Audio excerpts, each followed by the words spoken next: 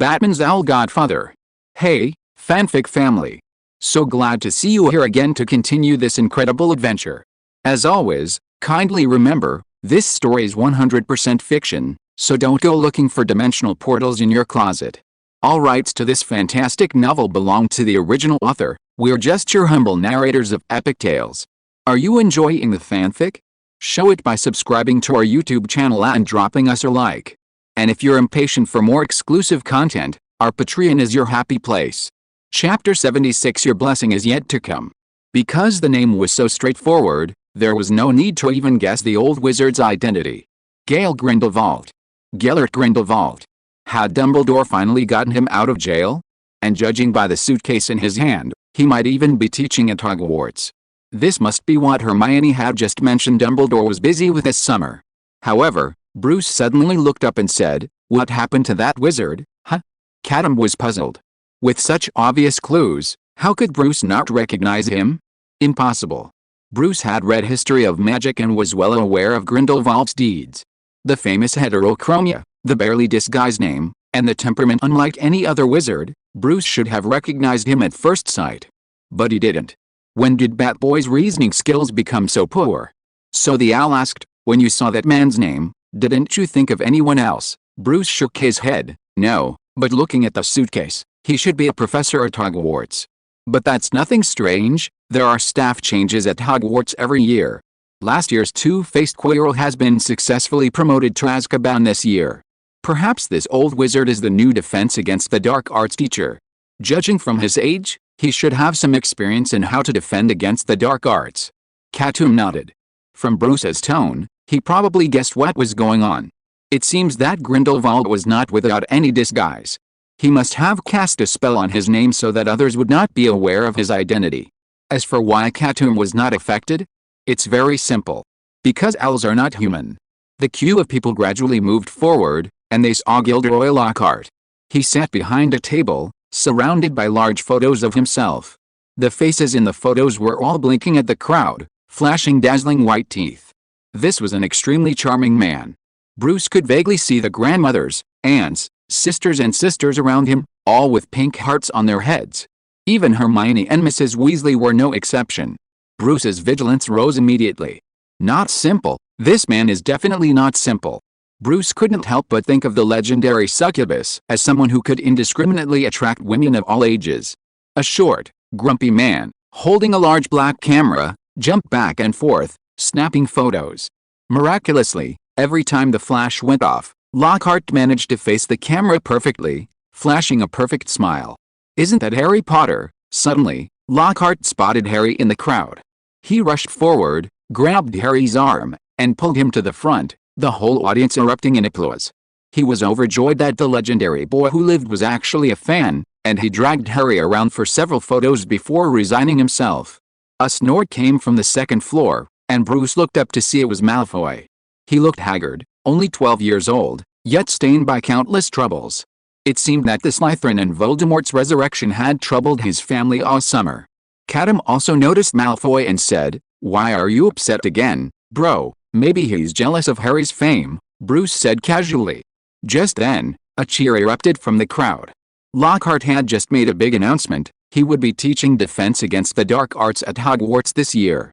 Bruce had known Lockhart would be teaching, as 7 new books had been added to the Hogwarts textbook list this year. Break with a Ghost, Travels with Ghouls, Holidays with Hags, all Lockhart's autobiographies. He hadn't expected him to teach defense against the dark arts. Bruce was holding a copy of Wandering with Werewolves. He opened it, and the words inside made him frown. The content alone was indeed valuable, especially the insightful analyses of various monsters and their countermeasures, all of which were accurate and effective. However, beyond this valuable information, nearly every page was filled with Lockhart's endless self-praise and self-glorification. Bruce wasn't a fan of Lockhart, and it was a bit unpleasant to read.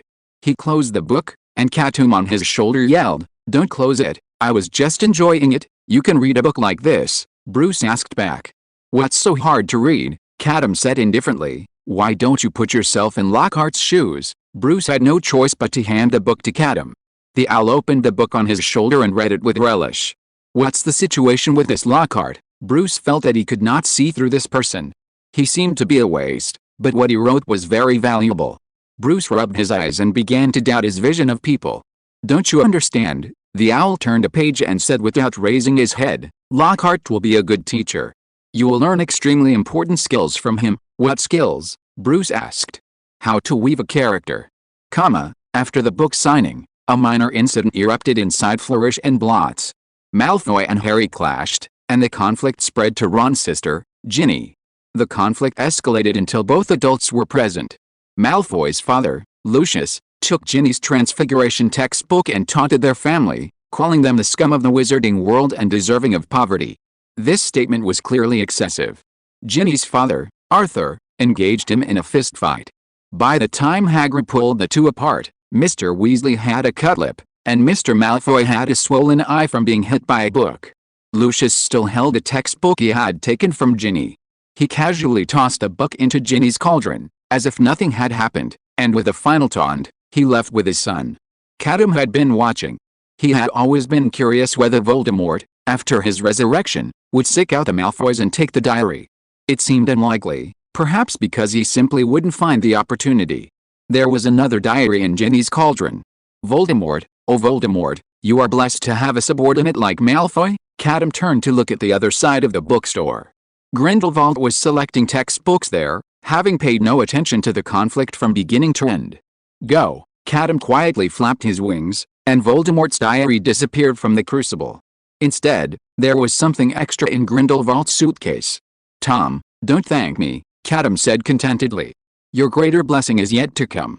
Chapter 77 The New Supreme Wand. No one noticed Katoom's subtle gesture. After the bookstore confrontation, Mr. Weasley apologized to the Grangers.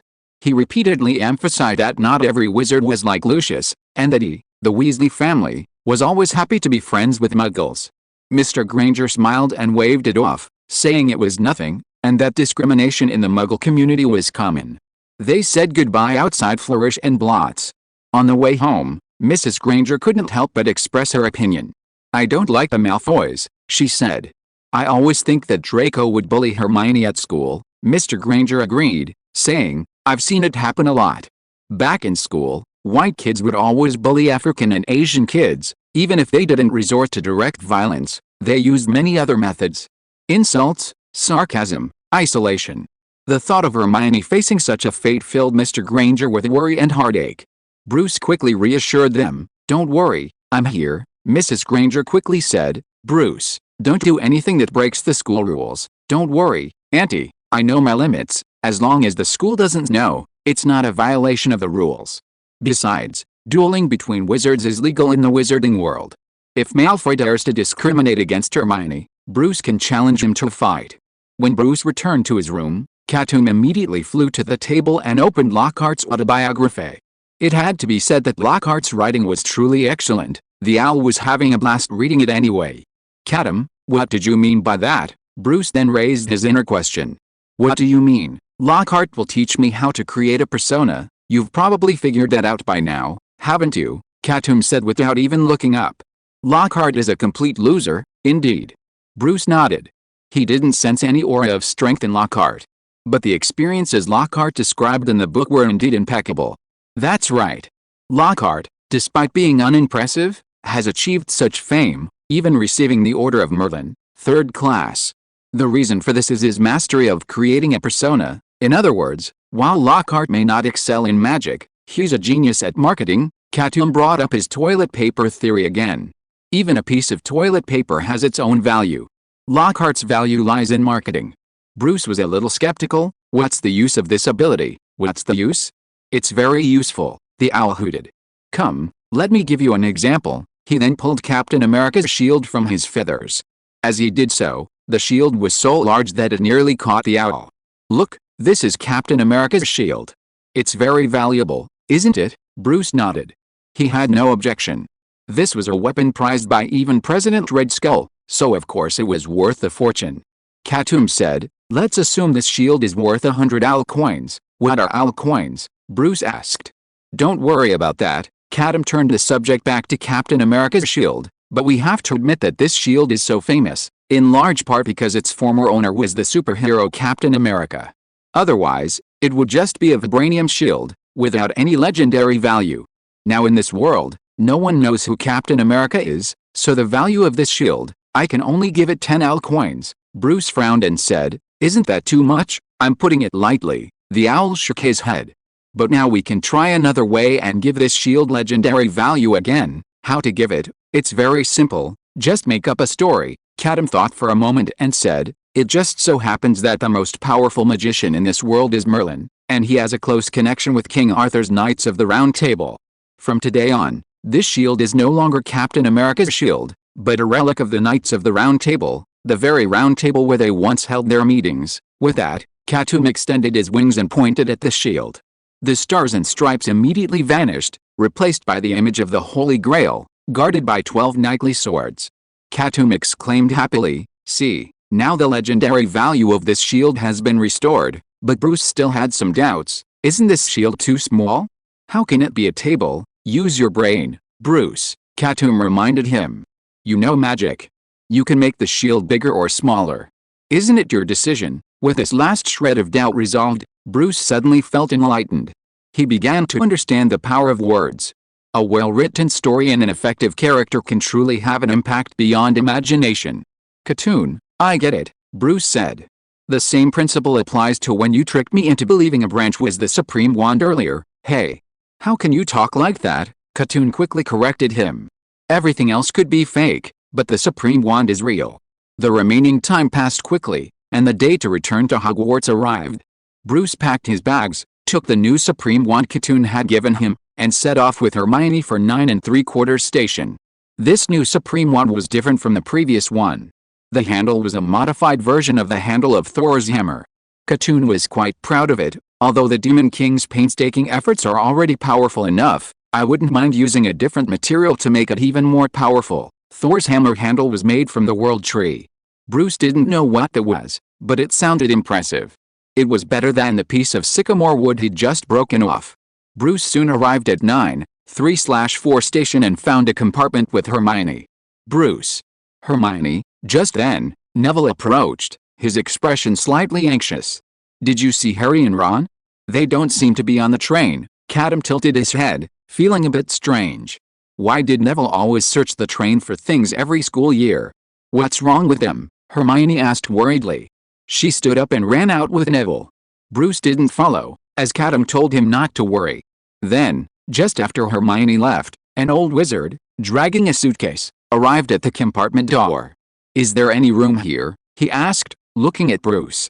"Can an old man squeeze in with you?" Bruce turned around and saw it was Professor Gale Green, whom he had met at Flourish and Blott's. "Of course," he said. "Please take a seat." "Thank you." Professor Green took the empty seat, not putting the suitcase on the luggage rack but leaning it against his feet. The suitcase occasionally trembled, as if it contained something alive. Bruce looked over in confusion, but Gale Green smiled harmlessly. "Don't worry about it," he said. "It's just some teaching materials." Chapter 78 3 New Teachers. What a strange professor. This was Bruce's natural thought. He wondered what class this gentleman taught, or what his special qualities were.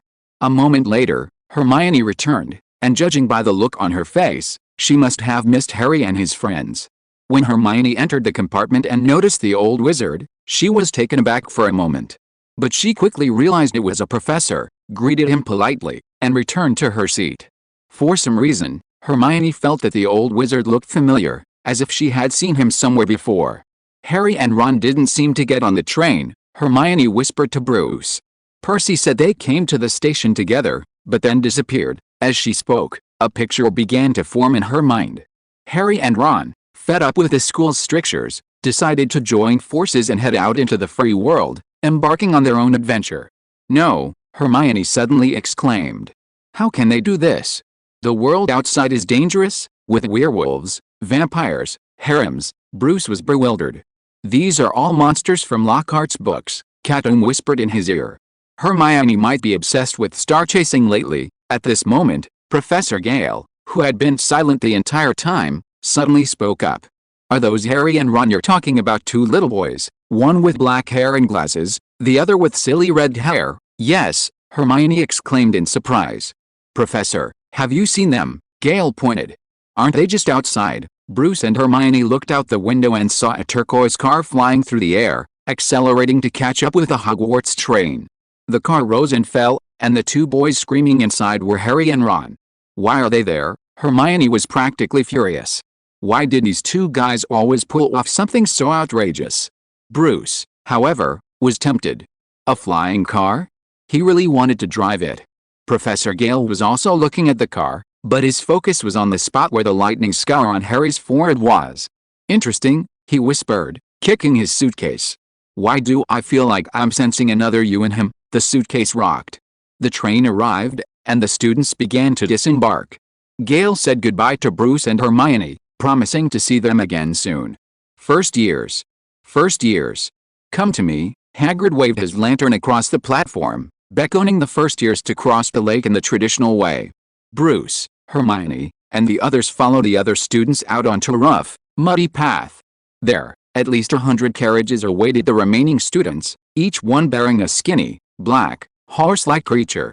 Its head resembled a dragon's, its eyes white, and a pair of leathery wings sprouting from its shoulder blades. Bruce was surprised that the young wizards around him remained unresponsive to such a terrifying creature. Bruce, Hermione, and Neville climbed into a carriage, which smelled faintly of mold and straw. Did you have a good summer, Neville? Bruce finally had a chance to greet Neville. I brought you a gift from America. I'll give it to you when we get to school. Oh, Bruce. Neville hugged Bruce excitedly, almost crying. Thank you.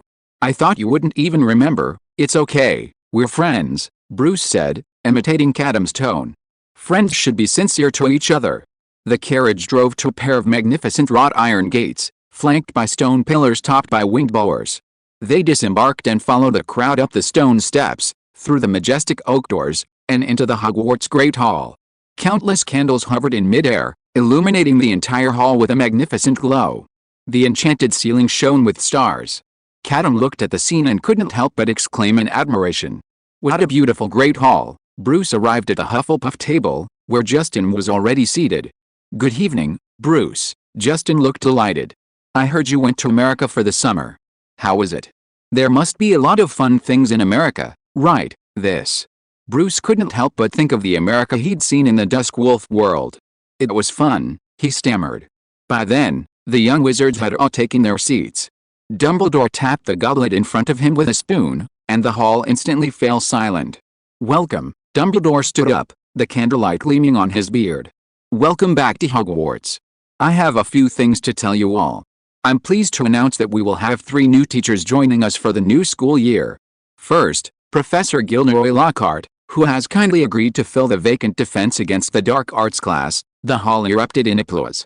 Lockhart, with his perfect smile, stood up and saluted. The applause grew even louder, and several of the young witches even screamed. As for our second new teacher, Dumbledore finally managed to suppress the applause and continued, I regret to tell you that our Care of Magical Creatures teacher, Professor Kettleburn, has decided to retire a year early, and his vacancy will be filled by one of our outstanding alumni, Professor Newt Scamander. Wow, there was another round of applause that was enough to blow the roof off the wizarding world. Mr. Newt's name was well known to everyone in the wizarding world, not just women and children. Professor Newt seemed a little uncomfortable with such an enthusiastic scene. He quickly stood up, bowed, and then sat down. The last one, Dumbledore stretched out his tone and chose his words carefully. For reasons that everyone knows, the wizarding world is no longer as safe as before. For everyone's sake, we have decided to restart the dueling club and offer a wizard dueling course. And the teacher of the dueling course is Professor Gale Green. A few cold and sparse applause rang out in the auditorium. Compared with the treatment of the previous 2 teachers, it was a world of difference. The students had no interest in this old man with a weird appearance and gloomy aura who came out of nowhere, and they were even a little afraid of him. Moreover, Mr. Green did not seem to be so popular among the teachers. Everyone stayed away from him, and only Mr. Newt did not dislike him and was willing to sit next to him. Gale Green snorted coldly and was not even willing to stand up and say hello. Dumbledore did not force it and continued. His subsequent speeches were just clichés, such as school rules and so on. At the end of the speech, Dumbledore repeated the strange words again: idiot, crybaby, scum, twist. Thank you everyone. What does this mean? Bruce asked Katoom. He says it every time. I think it's probably some kind of code. Katoom blew his feathers. Hogwarts castle is so big, Dumbledore might have left some secret treasure. And the key to unlocking Dumbledore's mystery is those 4 words. Chapter 79 Ravenclaw? Ravenclaw. The sorting ceremony for the new school year began. This time, it was Professor Flitwick, the head of Ravenclaw, who presided. Professors McGonagall and Snape stood by the gate, seemingly discussing something. Bruce could vaguely hear, "No need to beg for mercy, Severus," Professor McGonagall raged. At least 7 muggles saw what they did. They must pay for their actions, but the car belongs to the Weasleys, Snape argued. "I think punishing Weasley alone is enough. Harry's innocent, Severus. I'm the head of Gryffindor," Professor McGonagall said unhappily. They seemed to be discussing Harry and Ron's speeding car. Bruce stopped eavesdropping, only sighing. Snape was so kind to Harry. Justin approached Bruce. "Bruce, did you visit Alvermorny Academy during your summer vacation, huh?" Bruce didn't know why Justin suddenly asked this. He remained calm and said, "No, my schedule is too tight. I don't have time to go." "That's a shame," Justin sighed. "Alvermorny has been in a state of panic these past 2 months. The grave of their school's founder, Isolde, has been dug up, and even the snakewood tree next to it has disappeared, a dug grave." Bruce was extremely sensitive to such topics now. Perhaps it was Barbatos' pursuers again, digging up graves and resurrecting corpses. But when he heard about the snakewood tree, he felt that this might not be the case. Salazar Slytherin. He thought of the name. Perhaps the culprit was none other than the founder of Hogwarts. Isolde's grave had been dug up not for the body, but to retrieve his wand. And now it seemed he had succeeded. "Katoom, I have a question," Bruce suddenly said. "Isn't Slytherin the founder of Hogwarts? He should be a highly respected wizard educator. Why, after his resurrection, does he behave like a dark wizard? Isn't that normal?" Katoom asked. "What gave you the illusion that the 4 founders were kind, huh?" Bruce didn't understand what the owl meant. If that were the case, then the 4 founders of Hogwarts were actually bad people? "Think carefully about wizard history, Bruce," Katoom reminded him. "Think about how wizards lived in the early days." Bruce began to recall the contents of magical history books. Many people believe that wizards with magical powers are far superior to muggles. But the truth is quite the opposite. Before the founding of Hogwarts, wizards lived in dire conditions. They secluded themselves in muggle villages, often disguising themselves as herbalists or healers to coexist with muggles. They were never superior to others, but rather survived in the cracks. The reason for this situation is spells. Bruce suddenly realized the crux of the matter. Those wizards back then would not easily reveal the spells they knew, because they were the very foundation of their survival. "That's right, Bruce," Katoom nodded. Because wizards kept secrets from each other, many powerful spells existed only in the collections of pure-blood families, never revealed to the public.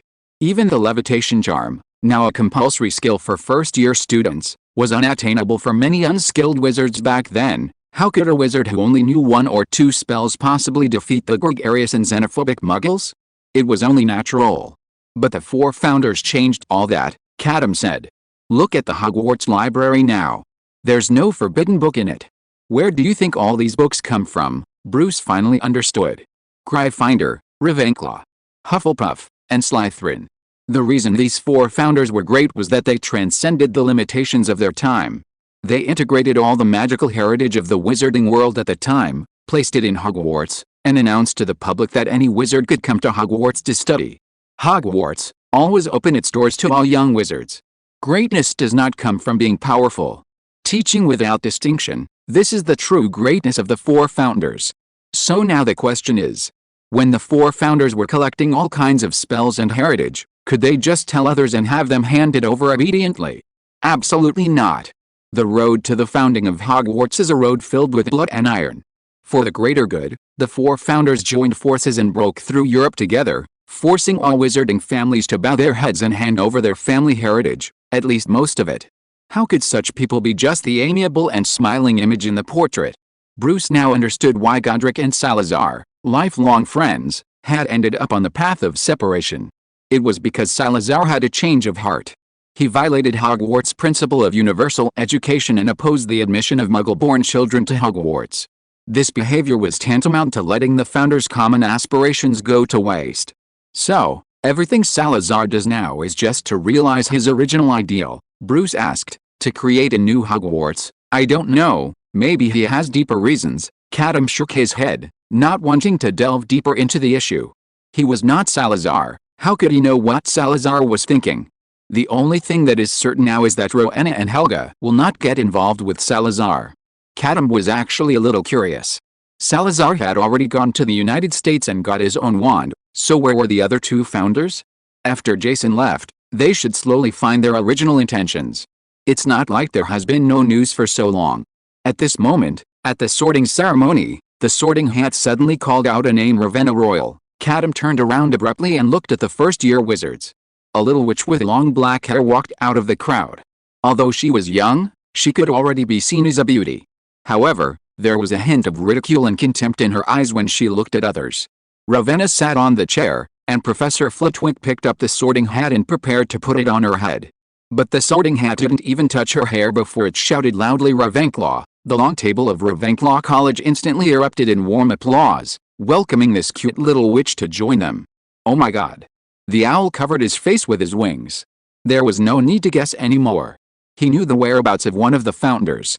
Chapter 80, Lockhart's Dream. The sorting ceremony ended quickly. No one, except Katoom, noticed anything suspicious about Ravenna. Perhaps she had cast another spell on her identity, preventing anyone from suspecting her. With dinner over, the young wizards followed the prefects back to their common rooms. The first day of school was over. Early in the morning, Bruce awoke to see an egg-shaped bird's nest next to his bed. It was made of branches and hay, with a cloth curtain covering the entrance.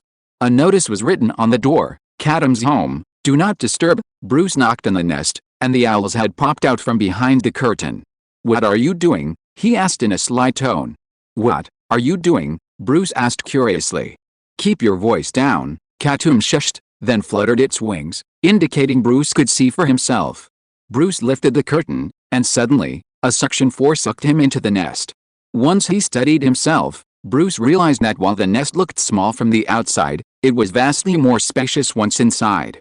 The interior of the bird's nest was cleverly divided into two areas. One side was decorated like an exquisite apartment. It was fully furnished, and it was obviously a comfortable nest that Katoom had built for himself. The space on the other side was completely converted into a private workshop. The workbench occupied the main position, and Bruce saw the fragments of Thor's hammer on it. There was a small blacksmith's furnace next to it, and next to the furnace was a small nest with an egg on it. Is this the egg you stole from the vault? Bruce asked curiously. How can you talk like that? Katoom corrected. This egg and I are destined to be together. I just brought it to a more suitable place. Bruce didn't want to argue with the owl. He looked at the eggs in the nest and felt that something was wrong. I got this egg from the Kingpin. Kingpin raises dinosaurs, Bruce warned.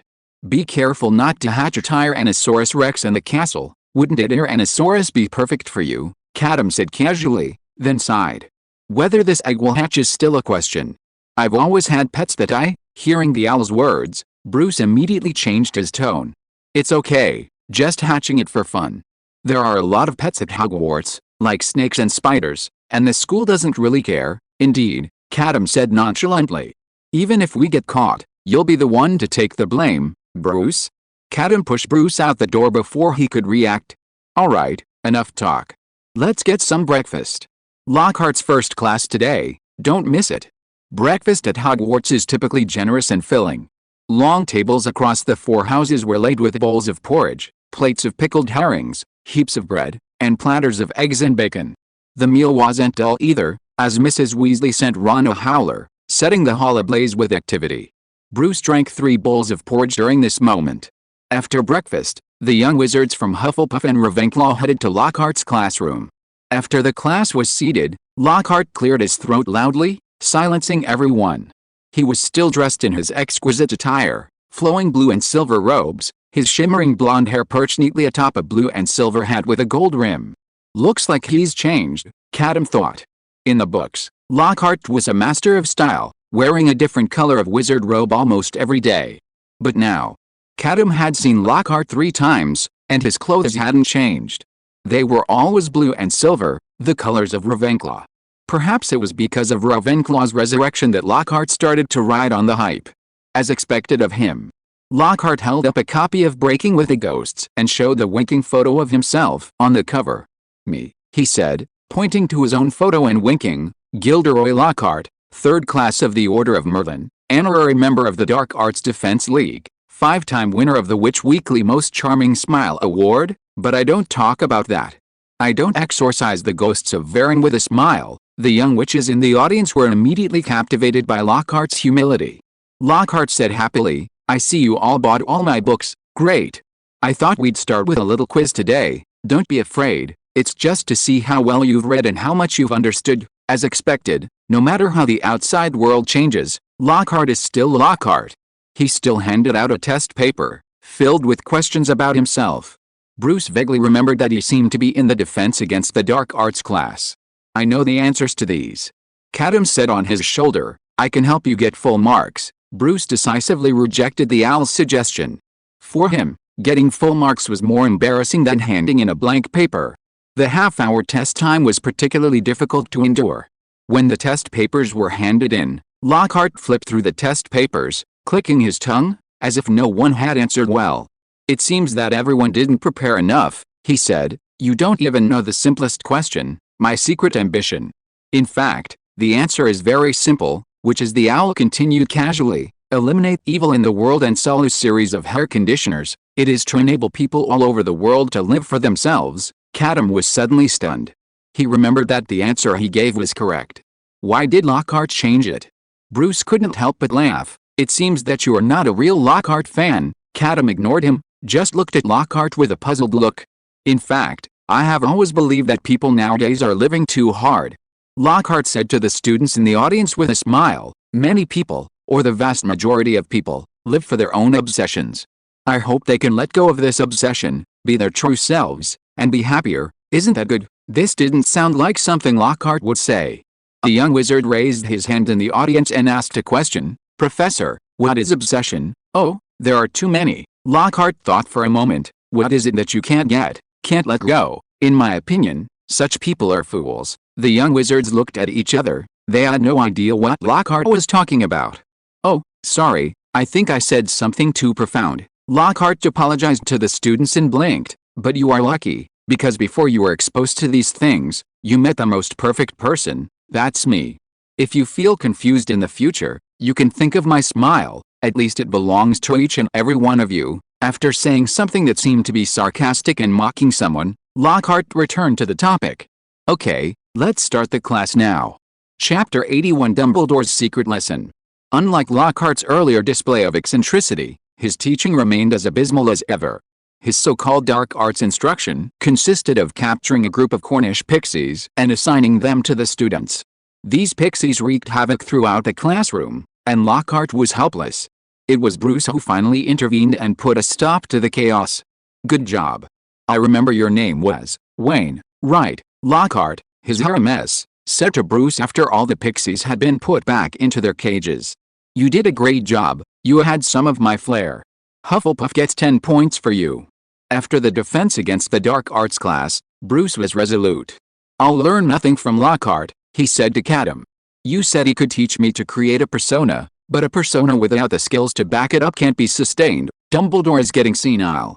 He lets just about any teacher into the school." Speaking of Dumbledore, Bruce suddenly remembered that he had an agreement with Dumbledore in the last school year to learn something from Dumbledore every week. He didn't know if it counted, but if Lockhart couldn't do it, he might as well go over and wait for the old man. With this thought in mind, Bruce went to the headmaster's office after finishing his afternoon herbology class. It was still the ugly stone beast, but the password had changed for the second year.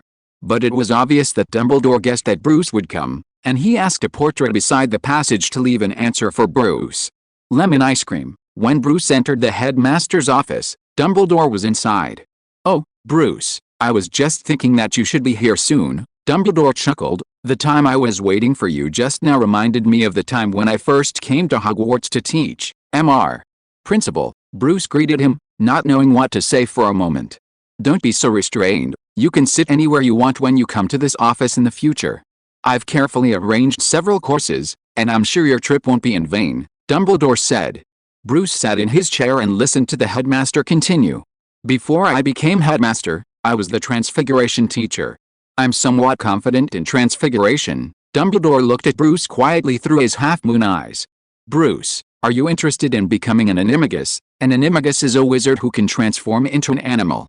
Professor McGonagall, for example, can transform into a cat. Bruce thought for a moment and asked, can you transform into a giant squid like Gryffindor? Well, that's not possible. Dumbledore shook his head. Mr. Gryffindor transforms into a magical creature. Strictly speaking, he's called a mythmagus. Such magic is too difficult for you. In the known magical world, Mr. Gryffindor is the only one who has mastered this magic. What is the known magical world? Does it mean there are more in places unknown to people?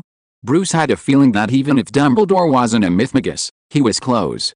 He nodded, not insisting further. More haste, less speed. No matter how powerful a mythmagus was, he still had to start with the most basic transfiguration. The second lesson I've prepared for you is a spell called the Patronus Charm, Dumbledore explained. It's the wizarding world's oldest and most powerful defensive spell, capable of dispelling evil and transforming into protective form, and it holds many secrets we haven't yet uncovered. Then, Dumbledore gestured for Bruce to choose which lesson to begin. After a moment's reflection, Bruce offered his answer. I'd like to learn the Patronus Charm first, Headmaster. A very thoughtful choice, Dumbledore praised. In that case, we'll begin this Sunday. I'm curious what kind of Patronus you'll have. Probably a bat, Bruce thought. After agreeing on a time with Dumbledore, he left the headmaster's office. Bruce wasn't entirely satisfied with his visit. I'd like to learn offensive spells, like Dumbledore's famous Vulcan Path, Bruce said to the owl, but the principal doesn't seem to be very willing to teach me. He only wants to teach me transformation and defense. What's the use of this? Bruce thought of the time when he faced Deathstroke. In that situation, he couldn't even break the opponent's defense. If he had a powerful enough magic at that time, he wouldn't be so passive. Animagus and Patronus Charm obviously can't play a role in turning the overall situation around. Don't be too picky, Bruce, Katoom said, be it a spell or magic. In fact, a lot of times it depends on how you use it. He said nothing more. Bruce actually has such a shortcoming. He is very smart and logical, but his imagination is not very good. Katoom remembered that in the comics, Batman wore a yellow lantern ring and had the power to turn imagination into reality. But in the end, Batman only knew how to release a few broken bats, and his moves were not creative at all. But I can understand your idea of learning powerful spells, the owl said to Bruce. In fact, I have already planned it, and I guarantee that Dumbledore will blast out a lot of gold coins. Really? Bruce was delighted. Katoom really cared about him. Of course the owl cared about him. Whatever Bruce learned, he would get 10 times the reward. This also meant that Katoom's motivation was 10 times stronger than Bruce's. They walked towards the steps of the hallway, one man and one bird. At this moment, Bruce suddenly heard a very strange sound. It was like someone was talking in his ear, a man and a woman. They were talking and laughing. But when Bruce calmed down and listened, the sound disappeared. Bruce, what's wrong? Katoom noticed that something was wrong with Bruce, and he said with an unprecedented seriousness, why are you crying? Bruce touched his face, and 2 lines of tears had already flowed down unknowingly. He cried. I don't know. Bruce's voice trembled a little. I just heard someone talking. The voice is very familiar. I've heard it before, but when I wanted to know who it was, my mind was like a veil, and I couldn't think clearly. Voice? Katoom frowned. Hearing a voice in the second year, wasn't that a part of Harry Potter's story? And it was the voice of the basilisk. The basilisk had been killed by Dumbledore after Slytherin left the previous school year. The body was taken away. Then, just then, a scream was heard in the distance. Katoom and Bruce looked at each other and quickly ran in the direction of the sound. When they arrived, a circle of people had already gathered and it was impossible to squeeze in. All they could see was a line of words written on the wall. Ravenclaw's Chamber of Secrets has been opened. If you are listening to this novel on a channel other than Fanfic World, it means it was downloaded and re-uploaded without effort. We warmly invite you to visit our channel, Fanfic World. There you will find the original version of this story and many other novels of various genres. We look forward to seeing you dive into a world of incredible novels. Chapter 82, No Escape for Fools. Excuse me, make way. Bruce struggled to squeeze through the crowd, then saw the scene of being surrounded. His heart sank. A female student lay with her eyes closed, Her life or death uncertain. Professor McGonagall had already arrived, holding her in her arms. Bruce knew this girl. She was in the same grade as him, from Gryffindor House. Her name seemed to be Lavender Brown, Katoom whispered softly. A cheerful young woman who loved to express herself through body language, possessing the innocent romance of her age. Someone was crying nearby, Lavender's friend, Parvati Patil. We were just apart for a while, Parvati sobbed. We were just chatting, and she said she had someone she liked. Bruce stared at Lavender lying on the ground in silence. Her eyes were closed, her breathing even, a hint of a smile playing on her lips. She looked eerily quiet. She didn't look like she'd been attacked at all, just like she was asleep. But Professor McGonagall had tried every trick in the book, but couldn't wake her from her sleep. At that moment, Dumbledore arrived, followed by several other teachers, Snape, Flitwick, Sprout, and others. But Lockhart, who loved to join in the fun, was absent. The crowd naturally parted to allow the teachers to pass. Minerva, let me see. Dumbledore leaned down, muttering something strange under his breath, and tapped Lavender with his wand, but there was no response. Lavender's eyes remained closed, showing no sign of waking. It's a very powerful sleeping spell. Dumbledore's eyes flickered, and he stood up. But it doesn't matter. I have a solution. It only takes a moment. The crowd around him breathed a sigh of relief, thankful to have such a knowledgeable headmaster. Then, Katoom whispered in Bruce's ear, Dumbledore can't do anything. He's just trying to calm people down. I see, Bruce whispered. What kind of spell was this that even Dumbledore couldn't break? Bruce looked up at the words on the wall. Ravenclaw's Chamber of Secrets has been opened. Only then did he see that there was actually another line of smaller words below, previously obscured by the crowd. No fool, no freedom. Fool? Freedom? At that moment, an idea struck Bruce. For some reason, he suddenly thought of that morning's defense against the dark arts class in Lockhart's riddle-like words. Those who can't get what they want, can't let go of what they want, are fools in my opinion. Most people live by their own obsessions. If you ever feel lost, think of my smile, a smile. Bruce whipped his head around to see the eerie smile on Lavender's face. With a bang, his train of thought was instantly cleared. There's something wrong with Lockhart. Bruce, along with Katoom, walked down the third-floor corridor toward Lockhart's office. He knocked on the door, but no one answered. Alaho, Bruce used the unlocking charm to unlock it. Lockhart was inside, pacing the office, agitated and restless. He was visibly startled when the door opened. Seeing Bruce, he breathed a sigh of relief, but a visible fury crossed his face. Mr. Wayne, this is extremely rude. I knocked. Bruce closed the door behind him. Professor, I have a question for you. He drew his supreme wand and stepped closer to Lockhart. I hope you'll answer truthfully. Let's talk business. By the way, before coming here, I've cast various defensive spells and counter spells on myself to at least block a few attacks, and here's a little magic trick. If you attack me, Dumbledore will get the message immediately. Lockhart could barely maintain his composure. He forced a smile and said, Why would I attack you? Even as he said it, he raised his wand tremblingly. Expelliarmus, Bruce struck first, knocking Lockhart's wand away. Lockhart screamed and crouched on the ground, trembling. No. No, he cried in utter terror. Don't use heartbreak on me. Bruce's expression suddenly became strange. That's it? Did he find the wrong person? And why did his first instinct say he would use heartbreak? Had he ever been tortured by the Cruciatus curse?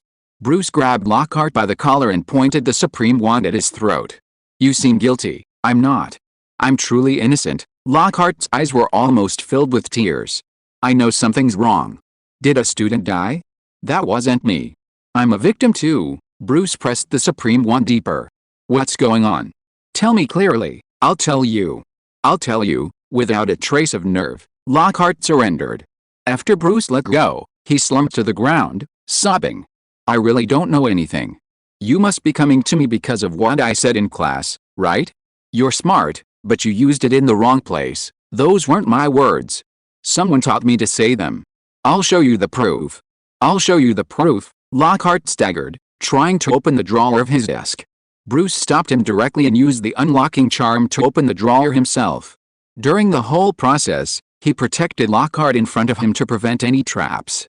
Fortunately, there was no such thing. There was only a stack of parchment inside, and the top sheet had a few lines of text written on it. which were exactly what Lockhart had said in class. "Who taught you this?" Bruce shouted. "I don't know." Lockhart was going crazy. When I just accepted the teaching invitation, a man broke into my room. The man was dressed in a black robe, let alone his appearance. I didn't even know if he was a man or a woman. He came up and snatched my wand and beat me up. If I hadn't tried my best to protect my face, my handsome face would have been ruined. Lockhart became more and more collapsed as he spoke, and in the end he was howling. He also tortured me with a cruciatus curse and forced me to do what he said. These are the words he asked me to say. Seeing the other party like this, Bruce suddenly felt a little sympathy for Lockhart, thinking that what he said might be true. It was not because the story itself was so impeccable, but because of Lockhart's performance. He looked really miserable. If this was acting, it would be enough to kill all the current actors in seconds. "You really didn't do it?" Bruce retracted his wand. "It really wasn't me. I promise you." Lockhart almost knelt down to Bruce. "I'm not a bad person. If this person shows up again, I will tell you the first time, okay?" Bruce retracted his wand and decided to let Lockhart go for the time being. "I'll keep an eye on you." He finally said this, then slammed the door and left. At this moment, Lockhart slowly stood up, a sneer in his face. "I said it wasn't me, so it really wasn't me," he said coldly. "Sure enough, children are children. They are so easy to deceive." Bang! The office door was kicked open, and Bruce walked in again with his wand raised. He shouted angrily, "Lockhart, I knew you were lying, and now I caught you." Lockhart didn't hesitate at all. He smiled indifferently, raised his hands high, and knelt directly on the ground. "I'm sorry, I was wrong. If nothing unexpected happens, this book will be on the shelves on the 21st, which is next Wednesday. There's still less than a week left, and I will try to save as many manuscripts as possible and strive to get it on the shelves for a hit." Chapter 83. Are you Dumbledore's favorite student? Bruce had never seen such a shameless person. At this moment, Lockhart had no idle burden at all. He just lay on the ground, explaining his behavior just now and begging Bruce for mercy. "I just want to save my face." His voice trembled. "After all, I am the winner of the Order of Merlin, 3rd class. I was threatened but didn't resist at all. If this gets out, my image will be ruined. But I'm really not the person you are looking for. If you don't believe me, you can use legilimency on me." After that, Lockhart closed his eyes, looking like he was ready to be slaughtered. Bruce was almost amused by Lockhart's rogue behavior. He didn't believe the nonsense just now at all, but he didn't use legilimency on Lockhart. Who knows if this guy can use brain closure?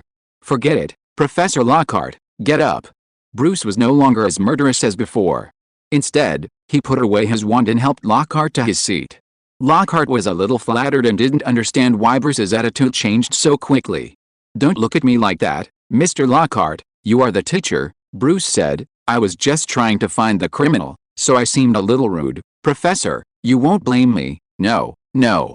Of course not." Lockhart waved his hands repeatedly, indicating that he didn't take what happened just now to heart at all. "That's good. I was worried that I would be expelled from school if the news of my threat to the professor got out." Bruce patted Lockhart's shoulder. "Then let's treat today's matter as a secret between the two of us. I will come to ask questions often in the future, Professor." These words sounded completely different to Lockhart's ears. It was a naked threat.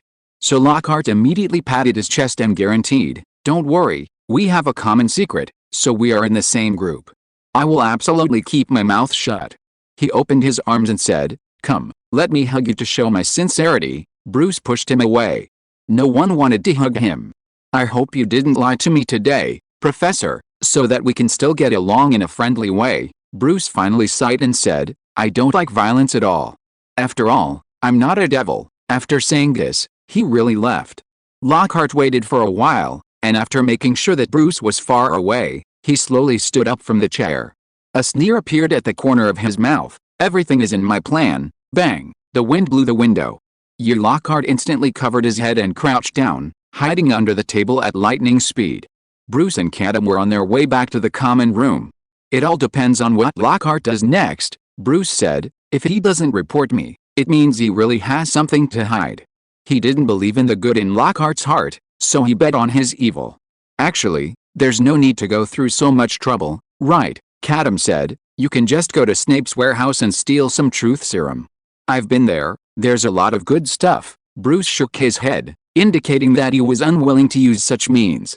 Veritaserum or spells, they all have flaws, Bruce said. If I rely on these things, I'll fall into a big pit sooner or later. In this world, except for the unforgivable curses, every spell has a countercurse. Similarly, every potion has an antidote. Many times, just stuffing a fecal stone into your throat can solve most problems. It's up to you, Katoom no longer insisted. They turned a corner and soon arrived at the Hufflepuff common room. However, at this time, Bruce saw Dumbledore standing at the door, as if waiting for someone. "Oh, Bruce, I was just wondering when you would be back." Dumbledore's eyes flashed with a kind smile when he saw Bruce. It was obvious that he was waiting for Bruce. "Professor Dumbledore, you are looking for me?" Bruce asked. "Yes, I have something to ask you," Dumbledore said nonchalantly. "I observed before that you seem to get along well with Professor Gale Green." Bruce frowned in his heart. How come this old man seemed to know everything? Does he have spies all over the world? "Yes, Mr. Headmaster," Bruce did not deny it. "I met him once on the train." "That's great," Dumbledore breathed a sigh of relief and said. "In fact, I would like to ask you to find Professor Gale and ask him to study this thing." He took out a test tube from his wizard robe, and a silver thread was floating in it. "This is the memory I took out from Miss Brown's mind, but I can't decipher it at all." Dumbledore sighed. "It has been contaminated by a very dark magic. In this case, perhaps Professor Gale has a way to deal with it." Bruce understood what the headmaster meant. He wanted him to ask Professor Gale Green for help. "But, Mr. Headmaster, why don't you go yourself?" Bruce asked puzzledly. "I'm just a student. I shouldn't have as much face as you do, right?" "Oh Bruce, there are very complicated reasons here, and it's difficult for me to explain to you." Dumbledore handed the test tube to Bruce. "In short, I have used up my last favor with Professor Gale, and now I can only ask for your help." "Okay." Bruce didn't understand why Dumbledore wanted to be a Riddler. But it was okay to help out. After all, he still had to learn magic from the old man later. In Katoom's words, it was called making the old man explode with gold coins. Bruce came to Professor Gale's door. He knocked gently, and the door opened by itself. This was Bruce's first time entering Professor Gale's office. The layout inside was very different from other offices. There were all kinds of things that looked like black magic props in the room, but Bruce didn't feel gloomy. Because on the table not far away, there was a music box that was playing music in a loop. The sound was light and soothing, which reminded Bruce of summer. There was also an illusory little figure on the music box, a spirited young man, who looked like he had just finished a grand performance and was making a perfect curtain call. Bruce thought, is this Professor Gale when he was young? He made his own image into a music box? How narcissistic. Then Bruce saw Professor Gale. He was leaning back on a recliner, resting his mind with his eyes closed, holding a hookah in his hand, with smoke curling around him. Bruce noticed that the other end of the hookah was connected to a skull. Is this something a proper wizard can use? When Bruce approached, Professor Gale opened his eyes. When he saw the person coming, a subtle emotion flashed in his eyes. Bruce believed it was disappointment. I remember your name is Bruce Wayne. Professor Gale squinted and said, are you Dumbledore's favorite student now? Chapter 84, Sharp Comments on Gale Green. I'm not. Although he didn't know why Professor Gale suddenly asked this, Bruce still denied it frankly. Dumbledore's favorite student must be Harry Potter, he said. The boy who lived could make even Snape less harsh. Bruce admitted that he didn't have that charm. Harry Potter. Professor Gale wrote down the name. Then, as if he had foreseen the future, he held out his hand. Give me what Dumbledore asked you to pass on. Bruce produced the test tube and handed it to Professor Gale. As soon as he took the test tube in his hand, Professor Gale came to a conclusion. It's very interesting. It's magic I've never seen before. He observed the thread of memory, and occasionally a wisp of black air with a green glow would emerge from it. This is not known dark magic. You can tell Dumbledore. I need some time to study it. Okay, Professor. Now that the item had been delivered, Bruce had no reason to stay. He turned to leave when Professor Gale suddenly spoke from behind him. I remember Gryffindor's dueling classes tomorrow, right? Yes. Bruce turned and nodded in confirmation of Professor Gale's inquiry. Gryffindor and Hufflepuff would be taking this dueling class together. That's good, Professor Gale said with satisfaction. The next day, when Bruce entered the dueling classroom, many students were already standing there. Hermione waved to Bruce, motioning him to come and stand with her.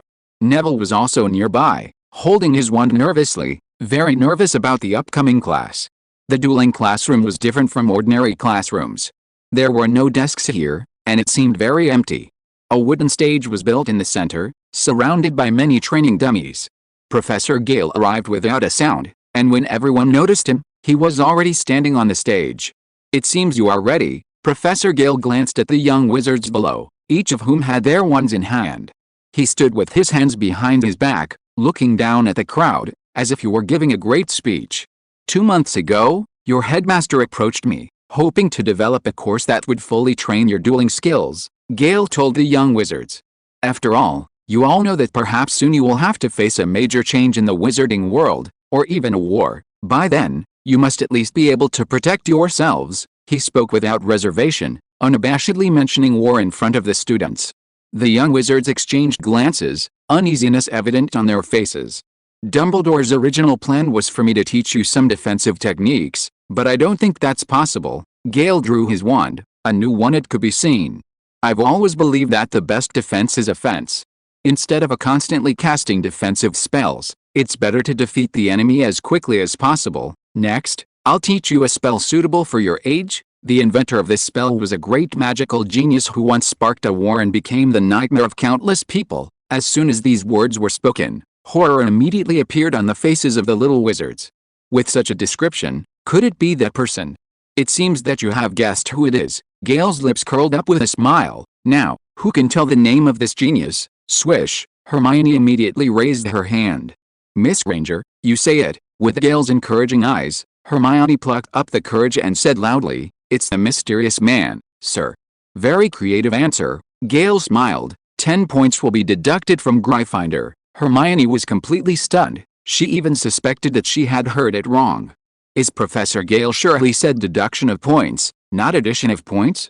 Hermione, Harry, who was standing on the other side, suddenly reminded in a low voice. Professor Gale asked the name, and you were talking about a mysterious man. Hermione suddenly understood. So, the professor meant for her to overcome her fear and bravely say Voldemort's name? It seemed that she had not grasped this meaning, so the points deduction was not unjust. Gale stood on the stage, scanning the young wizards. Is there anyone else who can answer? I will remind you again, everyone should think about the word genius, he said. Think carefully. Besides Dumbledore, who else can deserve the title of genius wizard? Harry looked around, but no one raised their hand. They all seemed hesitant. Saying Voldemort's name was still too difficult for them. It seems that I have to be the one, Harry thought to himself. Dumbledore once told him to always use the correct name for things. Fear of a name will intensify fear of the thing itself. Now is the time to lead by example. Harry's eyes were firm and he raised his hand bravely. Seeing Harry raise his hand, Professor Gale was very satisfied. Harry Potter, I've been waiting for you. Say that name, the genius who is as famous as Dumbledore. It's Voldemort, Harry said loudly, his eyes determined to be a role model for everyone. After the name came out, the scene was instantly quiet. Including Professor Gale, all the subsequent words he had prepared were held back by this name. Harry felt that something was wrong with the professor, and asked tentatively, Professor, did I answer wrong? No, you are right, absolutely right, Gale said expressionlessly. Potter, please come to the stage. Under the gaze of all the classmates, Harry walked to the other end of the duel stage and faced the professor. He looked a little overwhelmed, completely unaware of what was going on. Don't be nervous, Potter, it's just a demonstration. You can now use your strongest spell to attack me, Gale said coldly. Harry heaved a sigh of relief. It turned out to be just a duel demonstration. He then gripped his wand tightly, his mind spinning rapidly, wondering what kind of lethal magic he had learned. But the harder he thought, the more his mind became a mess, and he couldn't think of anything. If only Seamus came. He thought of his roommate Seamus Finnegan, who had the talent to turn all spells into explosive spells. What are you still hesitating about, Potter? Gale said unhappily. If you hesitated so much, you would have been dead on the battlefield. There was no other way. Just give it a try. Harry gritted his teeth and chanted the spell loudly. Except you. Gale suddenly took the lead and swung his wand. His wand flew out a dazzling red light and hit Harry. Harry suddenly lost his balance. His body flew into the air and spun several times, and then fell heavily on the dueling stage.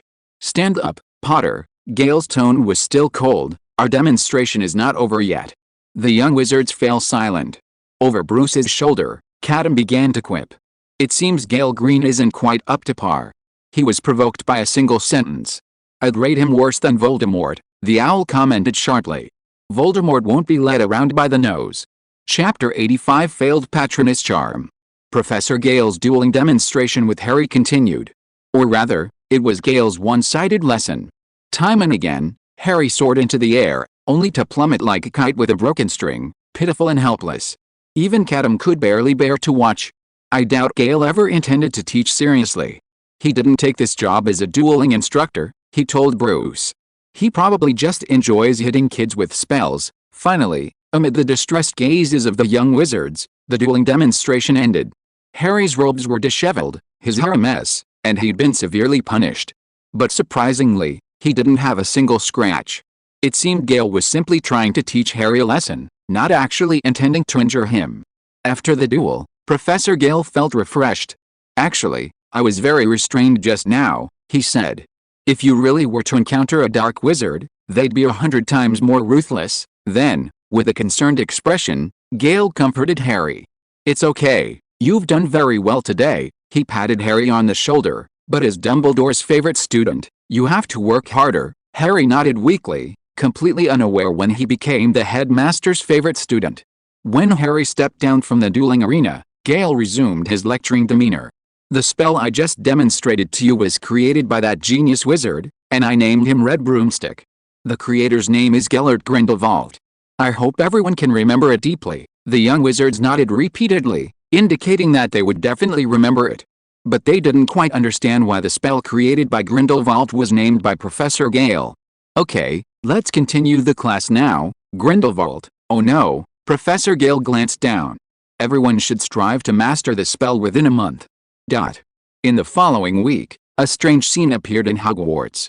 All the young wizards held their wands in their hands at all times, waving them non-stop. Students could be seen practicing spells in the cafeteria, corridors, and even in corners. Even when they were in other classes, they put their hands under the desks and practiced a red broomstick charm. Once, in Professor McGonagall's transfiguration class, a classmate suddenly succeeded in the experiment. The red broomstick shot out, knocking away the desk in front of it, and the scattered parchment fell on Professor McGonagall's face. Then the classmate was confined for a week. In the blink of an eye, it was the weekend. Bruce crossed a corridor and went to the training room that Dumbledore had notified in advance.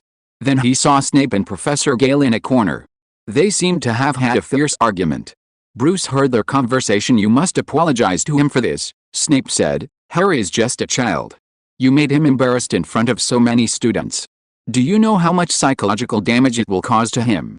This is just a demonstration. Accidents are inevitable. Professor Gale looked at him unkindly. And Snape, I must warn you, no one has ever dared to speak to me like this. Then today we will. Snape did not give in. I must seek justice for Harry. If you are unwilling to apologize, then we will go to Dumbledore to decide. Hearing Dumbledore's name, Gale frowned. After a long time, he finally made a difficult concession. Only this time, Snape, only this time, Gale said coldly, and I hope you can understand that I am not giving in for your sake. Seeing this scene, Bruce did not feel surprised. Everyone in the school knew how biased Snape was towards Harry. He no longer paid attention to the dispute here and hurried to the training room. When he arrived at the training room, Dumbledore was already waiting there. I'm sorry, Headmaster, I'm late. It's okay, I just got here too. Dumbledore didn't care about this little thing and went straight into today's training.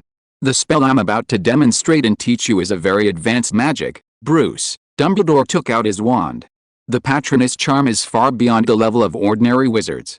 I don't know if you can learn it. Bruce nodded seriously, listening to the headmaster's explanation. The Patronus is a positive force, Bruce. Take out your wand. Bruce drew out the supreme wand and made a gesture to prepare to cast the spell. The Patronus charm is, Expecto Patronus. Dumbledore moved in sync with Bruce. When you recite this spell, you must also focus your mind and recall a particularly happy moment in your life. This spell will only work. A particularly happy moment? Bruce was suddenly stunned, his mind blank. But Dumbledore was unaware of his current situation and simply said, now, follow my movements. Expecto Patronus. Bruce hurriedly shouted the spell as well, Expecto Patronus. A loud phoenix cry came from the tip of Dumbledore's wand, and a silver phoenix flew out. On the other hand, nothing happened on Bruce's side. Only a ball of silver white gas shot out from the tip of the supreme wand, and then quickly disappeared. The spell failed. Dumbledore did not expect this to happen. Bruce's magical talent was well known among the teachers, and he could learn any spell as soon as he learned it. But this time an accident happened. What happened, Bruce? Dumbledore said softly. Did I not explain it clearly? No. Bruce shook his head, and a rare frustration appeared on his face. It's my problem. I can't think of any particularly pleasant memories. Dumbledore's heart skipped a beat. He suddenly realized that he had neglected it. Bruce is an orphan. He grew up in solitude, so it is normal that he has no happy memories. This is indeed the case. When casting the spell just now, all Bruce could think of were the time he spent with his parents. Those were his treasured memories. But no matter how happy those memories were at the time, the thought that his parents had left him would turn the original happiness into pain. I'm sorry, Bruce. Dumbledore apologized. It seems that now is not the time for you to learn the Patronus charm. Let's learn something else. Looking at Bruce's lonely look, Dumbledore felt a little guilty. At this moment, he really wanted to apologize for his unwise behavior just now. Learn what? Bruce raised his head and asked. The moment he came out of his sadness, Dumbledore was also stunned for a moment. But he quickly adjusted himself and focused on the current teaching. What to learn? Suddenly, he thought of the recent situation in which many teachers reported to him that young wizards were practicing the red broomstick charm. He knew what to teach next. Bruce, what do you think of the red broomstick charm that Professor Gale taught you? It's a very powerful spell, Bruce said. Then I will teach you a spell that can directly make the red broomstick charm invalid. Dumbledore smiled. After you learn this spell, you can give Professor Gale a big surprise. Chapter 86 Understanding the Applause. The broomstick charm is essentially an offensive spell that has been improved from a basic spell. Dumbledore raised his hand, and a red light shot out from his wand, hitting a vase in the distance. The vase instantly turned into dust. The damage of the spell is determined by the strength of the wizard himself, and the caster can also reduce the power through subjective will. The broomstick charm is very fast to cast, and after becoming proficient in it, it does not require any incantations to activate, making it a very convenient spell. Dumbledore paused for a moment, then said in the past, Grindelwald often used this spell to punish his men. Bruce nodded. He understood why Professor Gale had hit Harry so many times before, but Harry was unharmed. It seems that Professor Gale reduced the power of the spell to a minimum. Dumbledore continued, Grindelwald was very satisfied with the spell he developed and often showed it off. According to him, the curse's full power is unknown until it actually strikes the victim. Before Bruce could respond, the owl suddenly spoke up. The fear of the unknown, that's what the Dark Lord loves, he said. Though the Dark Lord after him clearly wasn't as good at it, if Grindelwald controlled the force of his judgment, leaving room for reversal, then Voldemort resorted to extreme measures. Peter Pettigrew was the prime example. The owl couldn't help but picture Voldemort proudly declaring at a Death Eater meeting, I pierced the very bones of those who didn't betray me, let alone those who did? Got the applause. Wait, that statement could apply to Batman, too. I even implanted the virus in my own teammates, so what about my enemies? Katoom was silent for a moment. Bruce was still listening to Dumbledore's explanation, unaware of the plot Katoom was making in his mind. Dumbledore finally got to the point. Bruce, what I'm going to teach you next is a defensive spell I developed from the spell that stopped this spell. The spell is, he raised his wand above his head and chanted the spell, Rebound. When the spell was chanted, an eggshell-like halo appeared around Dumbledore's body, visible to the naked eye. It only appeared for a moment, and then quickly disappeared. This spell is not difficult to learn, but you have to control the timing. Dumbledore put away his wand and said, you can only rebound someone else's spell if you use it at the moment the spell is about to hit you. By the way, the unforgivable curse cannot be rebounded. Bruce nodded. He has always been very confident in his ability to control the timing. Then let's start learning next. Dumbledore said softly. Time passed quickly. In the blink of an eye, it was time for the next dueling class. In the dueling classroom, each little wizard faced a practice puppet and kept practicing spells. Professor Gale walked among the students with his hands behind his back, as if he was reviewing his army. Harry, your movements are wrong, he corrected seriously. You have to swing your wand faster. So fast that you can't react. Harry grimaced, his arms were already sore. It was obvious that Neville's movements beside him were even more irregular, but Professor Gale turned a blind eye. He was only targeting him. But Harry didn't dare to refute the professor directly, so he could only force his arms, which were almost numb, to adjust his movements and continue practicing. Professor Gale left with satisfaction.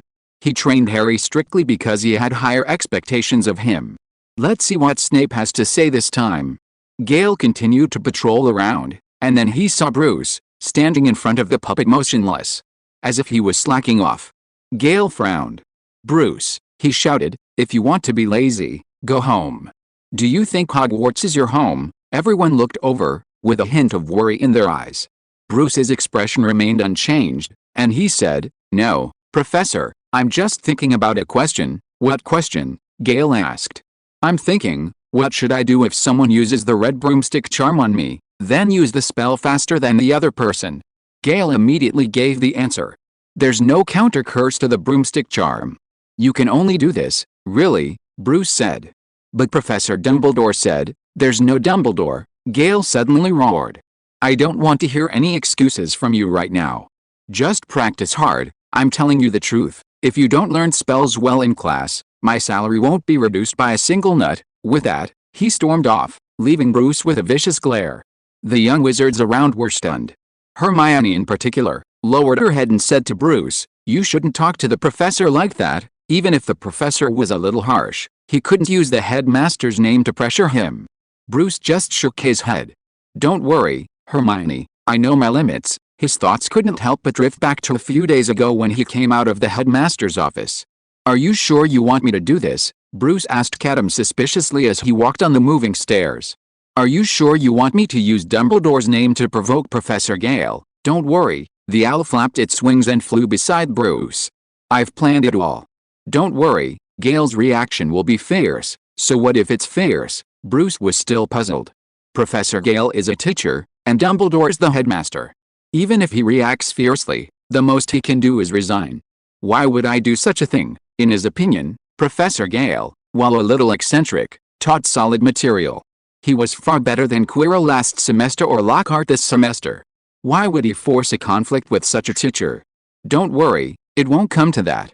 In fact, you'll benefit from it," Katoom assured, patting his chest. "Believe me, I've read the book." Katoom was well versed in Yanguo's story. "What book?" Bruce asked. "Bring it out so I can see." Katoom simply shook his head. "It has minotaurs in it. Children, don't read it." Time returned to the present. The dueling class ended in a solemn atmosphere, and Bruce didn't see any reaction from Professor Gale. The dead owl was lying again. Bruce was a little angry. He put away his wand and prepared to leave with the crowd. At this moment, someone suddenly called him from behind. Looking back, it was Professor Gale. Bruce walked over, only to see Professor Gale's eyes flickering. "Dumbledore, what did he say to you before?" Chapter 87 The Second Victim.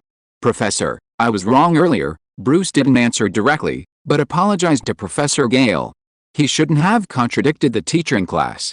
But Professor Gale didn't care at all. He simply pressed, "What did Dumbledore say? What did he think of the broomstick curse?" This. Bruce tried his best to be nice. He already felt the owl was just playing a prank, deliberately provoking a conflict between him and the professor. What a vicious owl. "Dumbledore said it was a powerful spell." He tried to make amends. "You're lying." Professor Gale's eyes were dim. "Dumbledore wouldn't say that. He must have said something else. The headmaster also told me about the previous use of the broomstick curse," Bruce said. "It was once used by the Dark Lord to punish his minions." "You're still hiding something from me." Gale saw that Bruce hadn't said the whole story. After a moment's thought, he figured out the answer. "I see," he suddenly sneered. "Dumbledore didn't teach you some spell that could break the broomstick curse?" This had hit the nail on the head. At this point, Bruce had nothing more to hide. Still, he tried to be tactful. "Actually, the headmaster wasn't targeting the red broom curse. He was talking about how it would work against most spells." "All right, Wayne, you don't have to say anything." Professor Gale's face suddenly blanked. He sneered inwardly. If Dumbledore had been targeting red broom, he wouldn't have said anything. But how could he just deal with most spells and just include red broom as a side effect? Gale couldn't accept that. In that case, he stretched his tone, addressing Bruce, show me a demonstration. I want to see what advanced magic your headmaster has taught you, right here. Bruce looked around. The other students had already left, leaving the classroom empty. He couldn't help but wonder if Professor Gale had spanked him right then and there, leaving no evidence. Wait, could he have been right? Bruce remembered the rumor the owl had spread. Professor Gale liked to spank children. Wayne, what are you still hesitating about? Professor Gale had already drawn his wand. The duel has begun. Decades ago, your opponent wouldn't have waited for you to prepare. Decades ago again. Bruce was helpless. This had become Professor Gale's catchphrase. He constantly had to reminisce about the past. He wondered what was so good about that past. Did he ever start a world war? Bruce drew the supreme wand, the arrow on the string, ready to be launched. Seeing Bruce's readiness, Professor Gale moved too. Swish, with no pre-swinging motion, no incantation, just a slight movement of the wand tip, the red broom was launched. In an instant, the red broom was in front of Bruce. A smile played on Professor Gale's lips. This was a spell he had used countless times, and it had never failed. He didn't believe Dumbledore could easily handle it. This time, he used 10% of his power. It wouldn't hurt Bruce, but it would make him look bad. Consider it a warning. The magic Grindelwald had developed was no less powerful than Dumbledore's.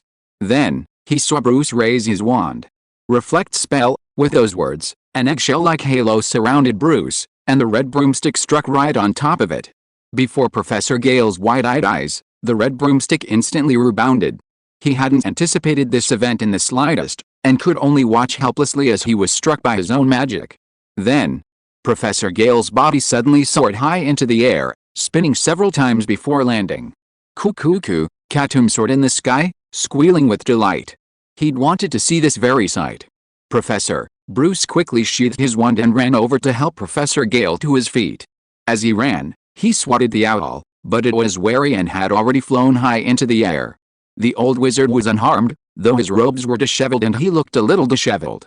He pushed Bruce away. Dumbledore taught you that? The repulsion charm. Gale tried to look unfazed by what had just happened. Good, he said. Professor, I didn't mean to, Bruce apologized. No, Gale reached out, stopping Bruce from saying anything more. When I said you were good, I meant it. That repulsion charm is really good. It completely exceeded my expectations. Hiss, Gale suddenly gasped and clutched his waist. It looked like he had twisted it. Bruce wanted to move forward to help him, but Gale stopped him. I'm fine, he said. I was just pretending to have a backache to give Dumbledore some face. Even so, his hand never left his waist, his expression still slightly contorted. Okay, thank you, Professor. Bruce didn't expose Gale's actions, simply playing along. After a moment, Professor Gale finally removed his hand from his waist and breathed a sigh of relief. Let's get back to the topic we were discussing. He quietly brushed everything off. We were talking about the repulsion charm. It's a powerful spell, but unfortunately, Grindelwald figured it out long ago and left a way to break it. What is it? Bruce asked curiously. How should I know? I'm not Grindelwald. Professor Gale glared. You've got to give me some time to research it, okay? Bruce nodded, thinking it was true. Today's developments had already exceeded his expectations. He hadn't expected the headmaster's repulsion charm to be so effective. He'd caught Professor Gale off guard and embarrassed him. He definitely wouldn't tell anyone about this, Bruce thought. Unless Dumbledore asked. Bruce was kicked out of the dueling classroom. Professor Gale said he needed to research it. The owl was still laughing wildly overhead, as if it were a spectacle. Bruce was completely helpless against Katoom's obsession. He sighed and prepared to head to the Great Hall for lunch before attending his afternoon classes. Just as he walked a short distance, he suddenly heard a scream.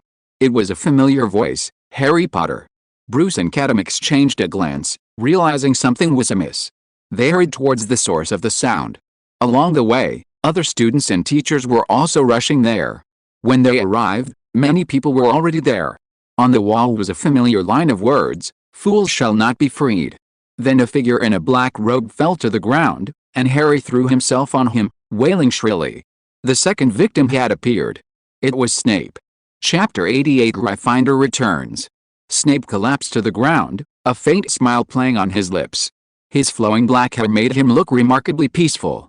In his first year, Snape's hair was always greasy, and his classmates speculated that he might have a problem with shampoo. The most famous shampoo in the wizarding world was Potter brand. Later, when Harry Potter became Snape's favorite student, his prejudice against Potter shampoo dissipated, and he even developed a love for washing his hair. But now, Snape lay on the ground, unconscious. He might not be able to wash his hair for a long time. Harry lay helplessly on Snape, sobbing, unwilling to accept this reality. A strong hand pulled Harry to his feet. It was Hagrid, who had just arrived. Hagrid held Harry in his arms and soothed, "It's okay, Harry. Dumbledore will wake him." The other professors had also arrived. Dumbledore's face was gravely grim upon seeing this scene. Snape was no defenseless little wizard. The fact that he could be cursed so silently indicated a serious problem.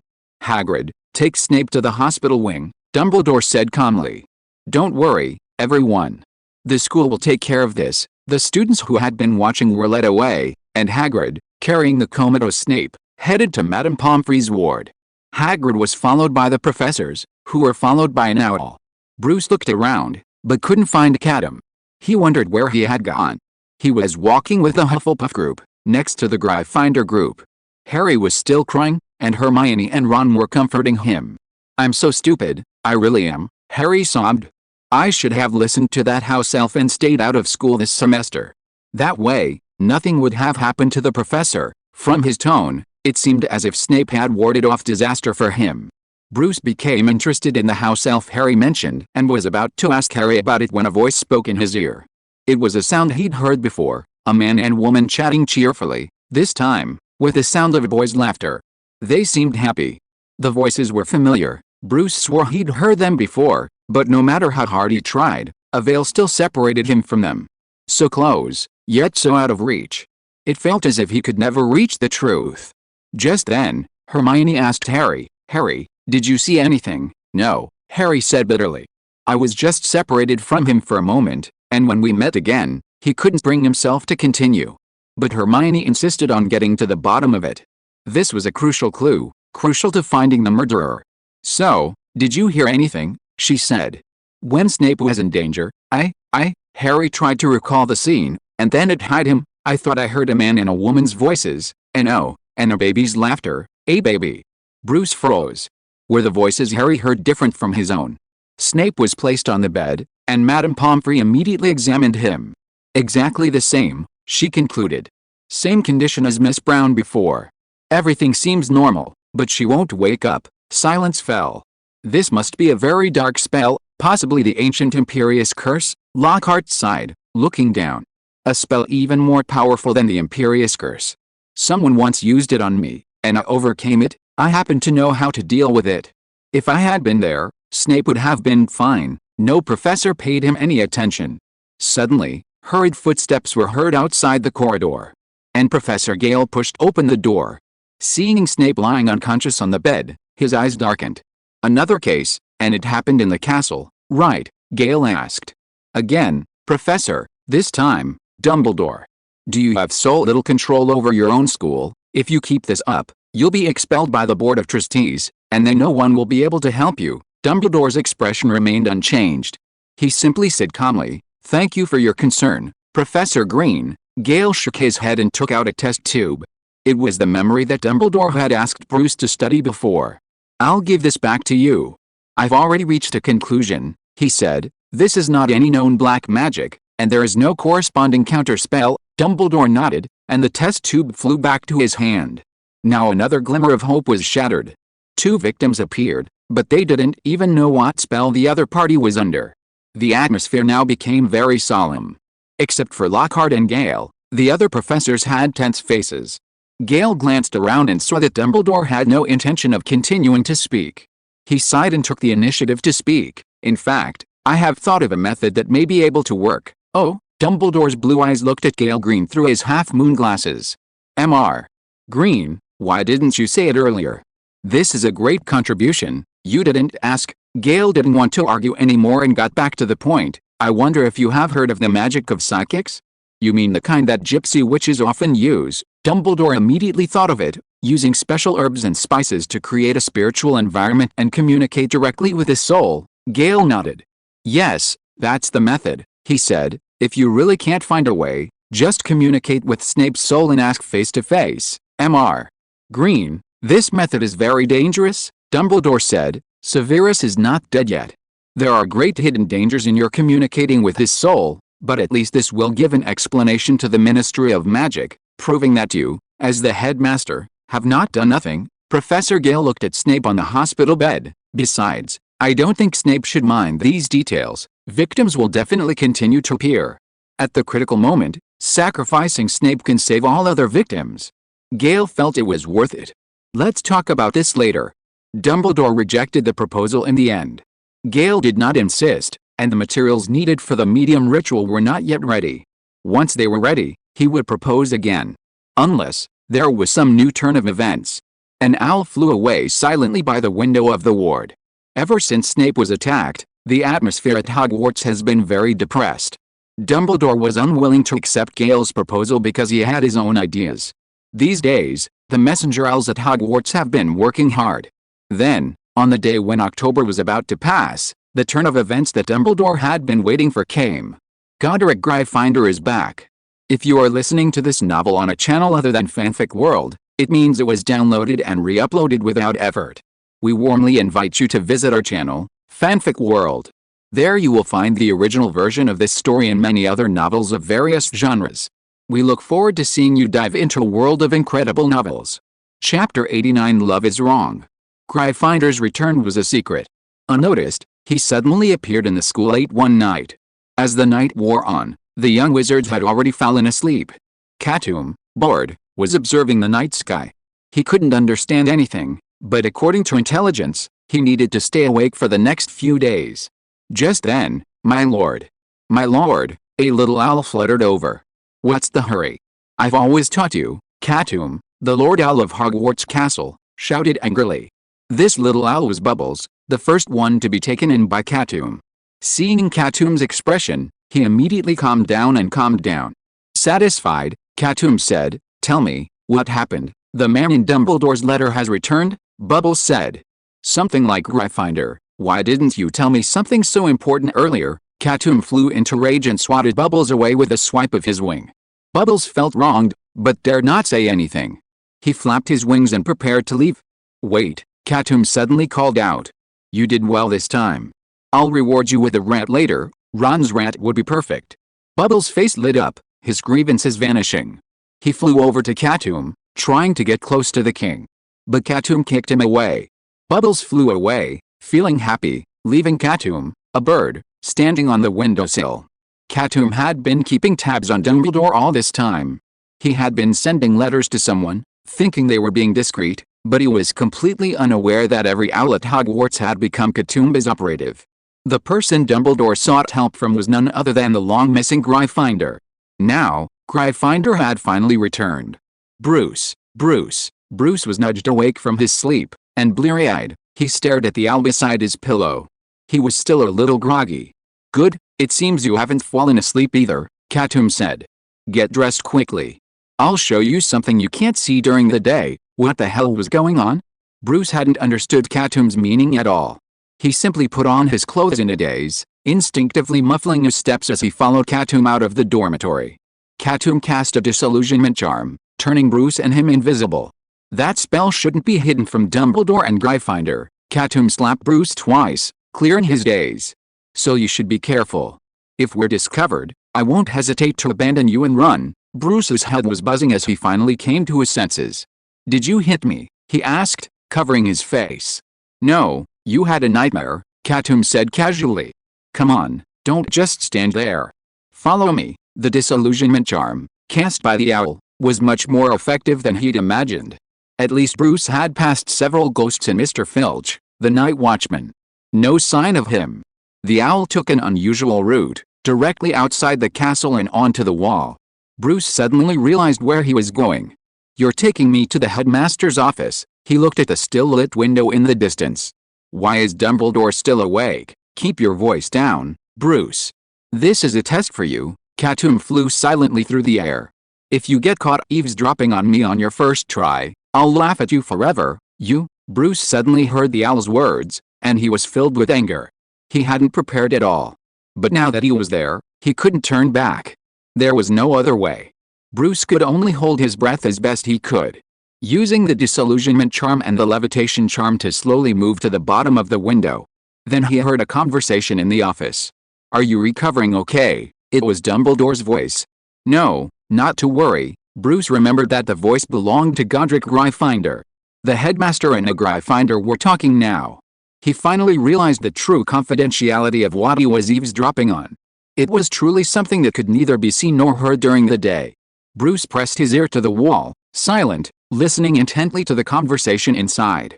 "Slytherin's current level of madness is even more extreme than I imagined," Gryffindor said. He barely held back. "If I hadn't been lucky, I wouldn't have been able to come back." "You're being modest," Dumbledore smiled. Bruce couldn't see Gryffindor's face, but from his heavy breathing as he spoke, he could tell he was injured. Injured from his fight with Salazar Slytherin. Bruce listened quietly, and soon, he caught the key point. "Except Salazar, I've spoken to the other two," Gryffindor said. After Jason's death, Helga and Rowena's self-awareness gradually returned, allowing them to communicate. "Helga and I have reached an agreement. She has no interest in what Salazar intends to do and is willing to remain neutral, just neutral." There was a hint of disappointment in Dumbledore's voice. "Wasn't Hufflepuff willing to protect the school she founded?" "Albus, that's enough," Gryffindor sighed. "You should know that the current Hogwarts does not satisfy us very much." Dumbledore did not speak. "Well, this is not your problem, it's the problem of the wizarding world." Hiss. Gryffindor took a breath, as if his wound had suddenly flared up. He paused for a moment before continuing. "As for Rowena, unfortunately, I was unsuccessful in negotiating with her. After returning to the world, she had a new goal." "What goal?" Dumbledore asked. Gryffindor did not answer directly, but continued according to his own thoughts. "After her resurrection, Rowena heard a very interesting story. A baby who was powerless was able to survive the Avada Kedavra curse and even succeeded in killing it." "Dumbledore, what do you think is the reason?" This question was hardly a problem for Dumbledore, and he quickly gave an answer. "Because of love." "Yes, Rowena thought so too," Gryffindor said suddenly, "but you should know what Rowena experienced in the last stages of her life. Her daughter's betrayal dealt a most heartless blow to her when she was seriously ill. Rowena loved her daughter, but was betrayed by the one she loved. Because of the love in her heart, she was so unfortunate. Now that she has been resurrected, she is told that love is the most powerful magic and the most precious thing. She seems to have other ideas about this." Dumbledore seemed to guess something. "You mean, that's right," Gryffindor said. "I suspect Ravenclaw's attempt to prove the magic of love is wrong." Chapter 90 The Crown of Thorns. Bruce returned to his dorm, his mind swirling with worry. The conversation in the headmaster's office was still lingering in his mind. He knew the story Gryffindor had told him was about Harry Potter, one of only 2 people to have survived the Avada Kedavra curse. According to Dumbledore, it was his mother's love that saved him. Now Ravenclaw was going to prove that love magic was wrong? How? Would they use Avada Kedavra on Harry again? Bruce couldn't say. Katoom perched on his shoulder, his fighting spirit high. "Avenue, now is the time to act," the owl bellowed. "Before Ravenclaw can do anything, let's cast the killing curse on Harry and leave her with nothing." "That's a bit extreme." Bruce shook his head. "Ravenclaws aren't as crazy as you." He seemed to have completely forgotten that he had just proposed this hypothesis. According to Gryffindor, Ravenclaw herself was missing, and the Chamber of Secrets in Hogwarts was a manifestation of her will. Where could Ravenclaw go? Bruce pondered. Gryffindor said her power isn't complete yet, having lost her noble phantasm. Not surprisingly, Ravenclaw should be busy recovering hers right now. Katoom, what do you think her noble phantasm is? "I don't know." Katoom shook his head and pulled a crown of wisdom from his feathers. With a touch of his wings, the crown instantly transformed, from a rusted crown to a wreath of thorns. The owl placed a crown of thorns on its head. "Does it suit me?" "It looks a bit strange," Bruce said casually. "It's great that you're wearing the crown of wisdom. Help me figure out what Ravenclaw's noble phantasm might be." With clues to the noble phantasm, perhaps they could find Ravenclaw herself. It was time for dueling class again. Perhaps because of the professor's misfortune and the gloomy atmosphere, the young wizards weren't very enthusiastic about class. Bruce cast a spell on the training dummy, with Hermione beside him. The two exchanged information in low voices. "Malfoy's father has been to the school several times. He's a Hogwarts governor, Hermione whispered. As Malfoy always boasts, the governors are very unhappy with Dumbledore's performance, and now the parents are very dissatisfied. Bruce shrugged it off. It's just a little pressure tactic. There's no one who can replace Dumbledore right now, he said. If Dumbledore were replaced, Hogwarts would have to close, and I think the governors would hate to see that happen. Hermione nodded. Indeed, she wasn't really nervous because, in any way, Hermione didn't qualify as a victim. Unlike Neville, the boy said he'd been sleeping with one eye open lately. He was afraid he'd fall asleep and never wake up again. After all, there's no escape for fools. Don't worry, Hermione. Hogwarts will survive, just as it did in the past millennium. Bruce thought for a moment and said, perhaps we should think more about the next school year. He was referring to course selection. During the Easter holidays, the young wizards submitted their elective course preferences for the next school year. Hermione barely hesitated. I've already decided. I'm taking all of them, but some of the classes conflict. How do you solve this problem? Bruce asked. Don't worry, I've asked Professor McGonagall, and she said there's a way. Hermione hesitated for a moment, then decided to remind Bruce, I can't tell you the specifics, but if you want to take a few classes, don't worry about the class schedule. Really? Bruce was tempted. Katoom, overhearing this conversation, knew what Professor McGonagall was talking about. A time converter. Magic involving time. That's even more to consider, the owl thought to himself. If Bruce were to encounter anything related to time, given his personality, he'd definitely delve into it, striving to master it. There's an inexplicable law in the universe. For example, if someone possessed the ability to heal themselves, they would inevitably suffer the most severe blows and die the most. If Bruce had the power to change the past, reality would undoubtedly be in turmoil. Perhaps someone would die at Hogwarts next school year. Never mind, a blessing in disguise, Katoom thought. Perhaps once he got his hands on the time turner, he could master some time magic himself. After the dueling class, Professor Gale kept Bruce behind. His menacing expression made the other young wizards hesitate for a moment. Hermione was also worried, thinking that she and Bruce had been quite truant. After the others left, Professor Gale spoke. Wayne, I just happened to look up some relevant information recently, he said. I have a rough idea of how Grindelwald broke the repulse curse, so, let's try it again. I'll attack you with a red broomstick curse, and you defend yourself. Professor Gale wanted to demonstrate it now. But Bruce shook his head. Professor, I'm not stupid. He looked at Professor Gale with a look of a fool. Since you have found a way to crack it, why should I rush to get beaten? Professor Gale choked for a moment. Now it was as if he said to Bruce, do you believe that I can defeat Dumbledore? The normal development should be that Bruce said no, and then Gale could take the opportunity to show his own means. But Bruce said he believed. This made Gale feel uncomfortable all over. You can't do this, Bruce. Gale racked his brains to think of an excuse. This is a spell that Dumbledore taught you specially. Don't you want to prove that it can't be cracked? No, Professor, Bruce said calmly. The power of the spell depends on the caster himself. Even if I fail, it doesn't prove that Professor Dumbledore's spell is not good.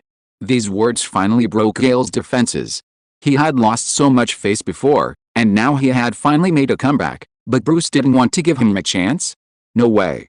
He grabbed his wand and pulled it out, firing the red broomstick charm. Bruce sighed inwardly. Why did Professor Gale seem even more childish than his 12-year-old self? Rebound the spell. Finally, Bruce raised his wand, and an eggshell-like halo enveloped him.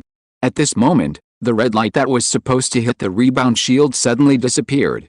It was fake. Immediately afterwards, another red broomstick appeared in the sky. It had always existed, but it was invisible before. At this time, the rebound shield had disappeared, and the red light was about to hit Bruce. Bruce turned to hide, but saw that the second red broomstick had also disappeared. Ho ha ho ha. How about it? It really opened your eyes. Gale was in an extremely happy mood and laughed out loud. In fact, from the moment you saw me pull out my wand, your vision was distorted. The red broomstick that followed was just what I wanted you to see. I've named this spell the Illusion Charm. Bruce, I'll teach you this spell, and you go show Dumbledore your abilities. Using illusions to prevent Bruce from attacking was undoubtedly an effective method. That spell is quite interesting, the owl said, flying to Bruce's shoulder. If its power were increased tenfold, I'm afraid it would completely control all 5 senses. Chapter 91. My name is Bruce Wayne. Complete control of the five senses. The more he listened, the less it sounded like a spell a good person could use. Bruce wondered, was it necessary to go to such lengths just to break a repulse curse? Professor Gale was delighted, feeling he had easily proved that Grindelwald was superior to Dumbledore. He had dragged Bruce into learning spells, and even just knowing them wasn't enough, he had to master them. Gale didn't want Bruce's mistakes to tarnish his reputation. Half an hour later, Professor Gale's extra lesson concluded. Bruce had mastered the illusion charm and successfully created an illusion that satisfied him. Bruce, remember to train your imagination more in the future, Professor Gale gently reminded him. Only when your imagination is strong enough can you create more realistic illusions. Bruce nodded, indicating he'd taken note. Normally, Professor Gale would have immediately kicked Bruce out of the classroom at the end of the lesson. But this time, he didn't. He seemed hesitant and uncertain, as if he had something to say. Bruce, he finally spoke. I'd like to ask you for a small favor. I'm wondering if it's convenient for you. Professor, go ahead. Bruce had no reason to hesitate. Professor Gale had taught him magic, so a small favor was reasonable. But it would be best if it was just a small favor. Well, as you know, there have been 2 accidents at school, Professor Gale said slowly. There's a lot of unrest both inside and outside the school. I've come up with a good idea that might work, but your headmaster disagrees. He then told Bruce about psychic magic and explained Dumbledore's reasons for objecting. He's too soft-hearted after all. The safety of so many students at the school is more important than a professor, Gale sighed. At this critical moment, the headmaster should show more courage. The more Bruce listened, the more he felt something was wrong. Did Gale mean he wanted to be the headmaster? That wouldn't do. There was no such thing as 2 suns in the sky, and Bruce only had Dumbledore in his heart. Unless, fortunately, that wasn't what Gale meant, and Bruce didn't need to dwell on it. I'd love to insist on my idea, but Dumbledore is the headmaster after all. After much deliberation, I've come up with a compromise. Professor Gale raised his hand, and a diary flew into his hands. Since we can't channel Snape's spirit into reality, why not do the reverse? Send a soul into his dreams. Bruce admitted that this was an interesting idea. Gale handed him the diary. I've already had a fight with Dumbledore, and suddenly proposing this seems like I'm admitting my mistake, Gale said. So, Bruce, I'd like you to do me a small favor. Just say you found this diary. Dumbledore should be able to figure out what to do next, huh? Bruce hadn't expected things to turn out this way. He looked at the diary in his hands, vaguely sensing a dark magic flowing through it. This diary was originally a Horcrux, harboring an evil spirit, Gale explained. But it doesn't matter. I've removed all the dark magic from it, and I've trained the spirit within. It'll obey. Dark magic, removed? He stared at Gale suspiciously. Professor, there's still traces of dark magic in this diary. I did it on purpose. Gale waved his hand dismissively. Only if some of the original dark magic remains will Dumbledore be convinced that this Horcrux wasn't my creation. All right, then. Bruce believed her. After all, the dark magic in the diary was weak and posed no threat to him. He put the diary away and prepared to leave. Professor Gale offered a final suggestion. Bruce, if you don't mind, you could chat with the spirit within. He thought for a moment and said, that spirit is quite interesting. Bruce left the dueling classroom. On his way to the cafeteria, he chatted with Katoom. Katoom, I've just had a sudden thought. He recalled the conversation in the classroom.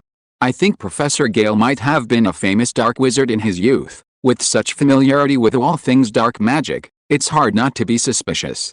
Wow, that does make sense, the owl agreed dryly. I really hadn't thought of that. Katoom had recently read a parenting book that advocated being a parent who didn't spoil the fun. That must be the case. Bruce, sensing the owl's sarcastic tone, lost interest in continuing. A silence fell between them. Then, as they passed Professor Flitwick's office, they saw a little witch and a ghost standing in the hallway, talking. Bruce vaguely remembered the little witch as a first-year Ravenclaw student named Ravenna. The ghost next to her was the Ravenclaw ghost, Ms. Grey. I see. Ravenna smiled at Ms. Grey. I'll go look for her later. Thank you, Ms. Grey. She said goodbye to Ms. Grey and turned to leave, brushing past Bruce. Katoom's gaze followed Ravenna until she was completely out of sight. Interesting, the owl murmured. What's she doing on the 5th floor? The 5th floor of Hogwarts Castle wasn't much, Just a restricted section, an abandoned classroom, and a bathroom. Could Ravenclaw's Chamber of Secrets be there? What are you looking at? Bruce's voice suddenly rang out, exposing Katoom's crime. You idiot owl, spying on a young witch, nonsense. Secretive surveillance is owl nature, without any ulterior motive, Katoom said bluntly. I think there might be some hidden area on the 5th floor of Hogwarts. How about we explore it tonight? Not today. Bruce shook his head. He did have things to do tonight. He needed to talk to that playful spirit Professor Gale had mentioned, to see how much fun it was. As the night wore on, Bruce sat on his bed, flipping through his diary. The pages were completely blank, without a trace of ink. Only on the first page could one make out a name written in blurry ink, T.M. Riddle. Was this the name of the diary's original owner, the soul within? He didn't look like a serious person. Bruce pulled out a bottle of ink, dipped his quill into it, and let a drop of ink fall onto the first page of the diary. The ink shone brightly on the paper for a second, then seemed to be absorbed by the paper, disappearing without a trace. Bruce dipped the quill into ink again and wrote, "My name is Bruce Wayne." Chapter 92, Remarks on the Release. Dear book lovers. Tomorrow at noon, this book will officially launch. As a new author with a new book, I'm very nervous, and I hope you'll give me a good first order. The word count will increase to over 3,000 words in the future, and I'll update at least 5 times tomorrow, with an expected subscription of 3,000. For every 500 additional subscriptions, I'll add a chapter, with no cap. After the launch, I'll strive to maintain a daily subscription of 10,000 for a month. Thank you all again. Below is my launch statement, completely AI generated, and every word comes from the heart. I believe such sincerity will surely win you over. Launch statement. Dear readers, as I type these words, my heart overflows with gratitude. From the inception of this story to its blossoming today, it's your every read, every cheer, that has become the warmest light in my writing. Thank you for transforming this story from a fictional character into a living, breathing, emotional being. Every share and recommendation of yours is my driving force. Your companionship has made this creative journey, though thorny, also a fertile one. Publishing marks a new starting point, meaning our story will be seen by even more people. I may not guarantee perfection in every chapter, but I promise that each one will be the fruit of my heart and soul. I will work even harder and continue to polish it, striving to live up to your expectations. In the days ahead, I will grow with you and explore the infinite possibilities of storytelling together. Your support is my strongest backing and the brightest star on my creative journey. I promise to persevere, no matter how great the challenge. Because of you, my world is incredibly wonderful. Let us forge ahead together, searching for those wonderful moments that belong to us in the ocean of stories. Your support is my strongest wings, allowing me to soar freely in the skies of creation. Thank you again, and may our stories, like shining stars, illuminate each other's night skies. From the author. This message focuses on gratitude and commitment to our readers, hoping to convey my deep affection for them and my vision of moving forward together. Finally, thank you all for your continued support through tips, monthly votes, recommendations, and encouraging comments.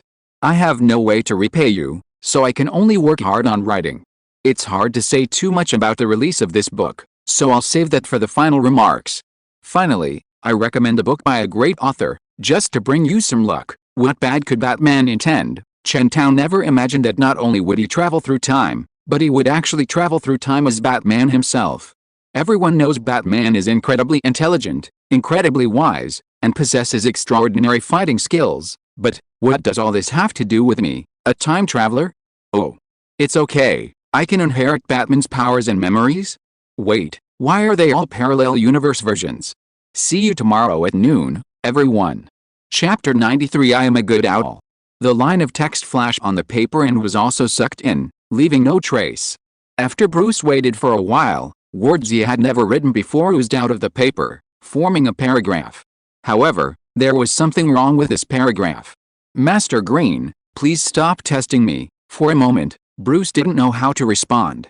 He remembered what Professor Gale had said before, that there was a very interesting soul in the diary.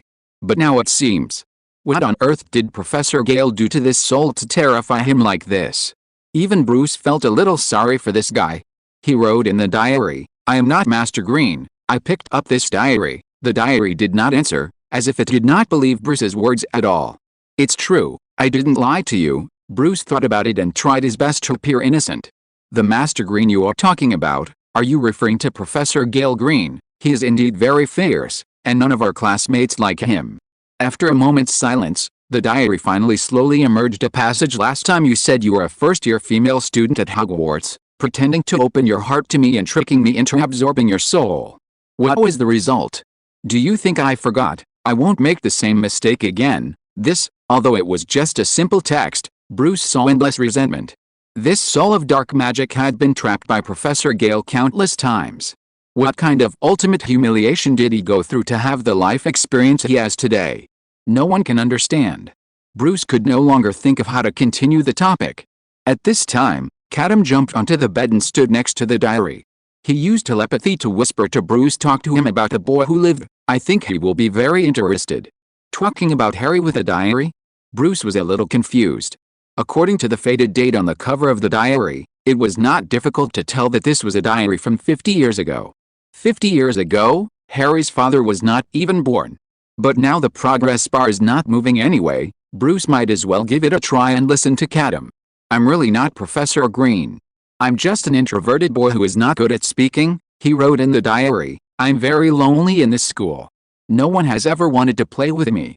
I can only talk to owls every day. I see Riddle's name is written on the diary. Is your name Riddle? Riddle, can you be my friend and listen to what I have in my heart? The diary did not answer. Bruce waited for a moment and continued to write in it. The person I hate most is Harry Potter from Gryffindor College. Everyone likes him. Everyone revolves around him. He's as dazzling as the sun. Compared to him, I'm like a rat in the gutter. I hate him so much. That scarred man. Didn't he just defeat Voldemort as a child? I don't believe he did it all on his own. Bruce's writing became more and more exciting. He didn't know why, but his thoughts flowed so smoothly as he wrote. It was as if this person really existed in real life. Katoom looked at the words and suddenly asked, why did you write yourself as Malfoy? Huh? Bruce suddenly woke up. He was saying that the description was so familiar. Congratulations, Bruce, you've finally mastered the art of lying, Katoom laughed. 9 truths and 1 lie. Even Merlin couldn't tell the truth. Bruce didn't know what was so funny. He felt that he had strayed from the topic and the diary might not pay attention to him anymore. Who would want to be friends with Malfoy? However, things took an unexpected turn. In the diary, Bruce's original sentence, defeated Voldemort, was circled. A line of words slowly appeared. Tell me more. The answer had actually changed. Bruce's eyes sharpened. Riddle had previously looked listless, no matter the topic. But now, the news of Voldemort's defeat had given him a new perspective. This could only prove one thing: Riddle's interest in Voldemort's defeat surpassed his fear of Professor Gale. Why? A hypothesis emerged in Bruce's mind. 50 years ago. Bruce began to calculate the time. When did Voldemort begin to rise to power? According to magical history, it was around the 1970s, when the Dark Lord reached the peak of his power and he was in his prime. So, the timeline matched. Katoom, Bruce wondered in his mind. Could this riddle be Voldemort? You're quite quick on your deductions this time, the owl replied without hiding anything. Indeed, he is. His full name is Tom Marvolo Riddle. Just rearrange the letters and you'll get the answer, Bruce pondered for a moment. Tom Marvolo Riddle, I am Lord Voldemort. This. At this moment, Bruce felt no fear. He wasn't afraid of Voldemort in the first place. But a strange thought occurred to him. Half-Blood Prince Snape, Lord Voldemort Tom. Why do they all like names like that? Bruce asked Katoom. Aren't you ashamed? Why should I be ashamed? The owl flapped its wings. I'm also Lord Katoom. For the first time in his life, Bruce felt deeply out of place. What kind of people were around him? In front of them, even the name Batman seemed ordinary. Meanwhile, the diary, having received no response for a while, had become visibly impatient. For the first time, he took the initiative to initiate a conversation. What happened, my dear Bruce? Why won't you answer my question? Riddle asked. Aren't we good friends already? He was desperate to get more information from Bruce. As Voldemort's 6th-year soul, he was brimming with confidence, convinced he could achieve great things.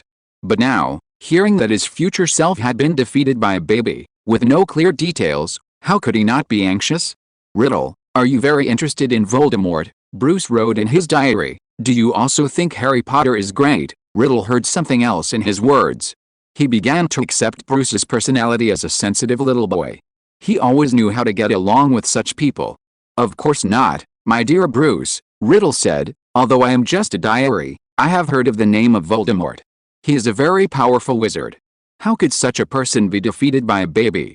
There must be something hidden. This Harry Potter is probably a fraud. Come on, Bruce, tell me more details, and I will work with you to find the loopholes and expose Potter's true face. His words were emotional and logical, as if he was completely standing in Bruce's perspective and thinking for him. I will tell you, Riddle, Bruce wrote in his diary, I will tell you everything I know. About an hour later, Bruce closed the diary.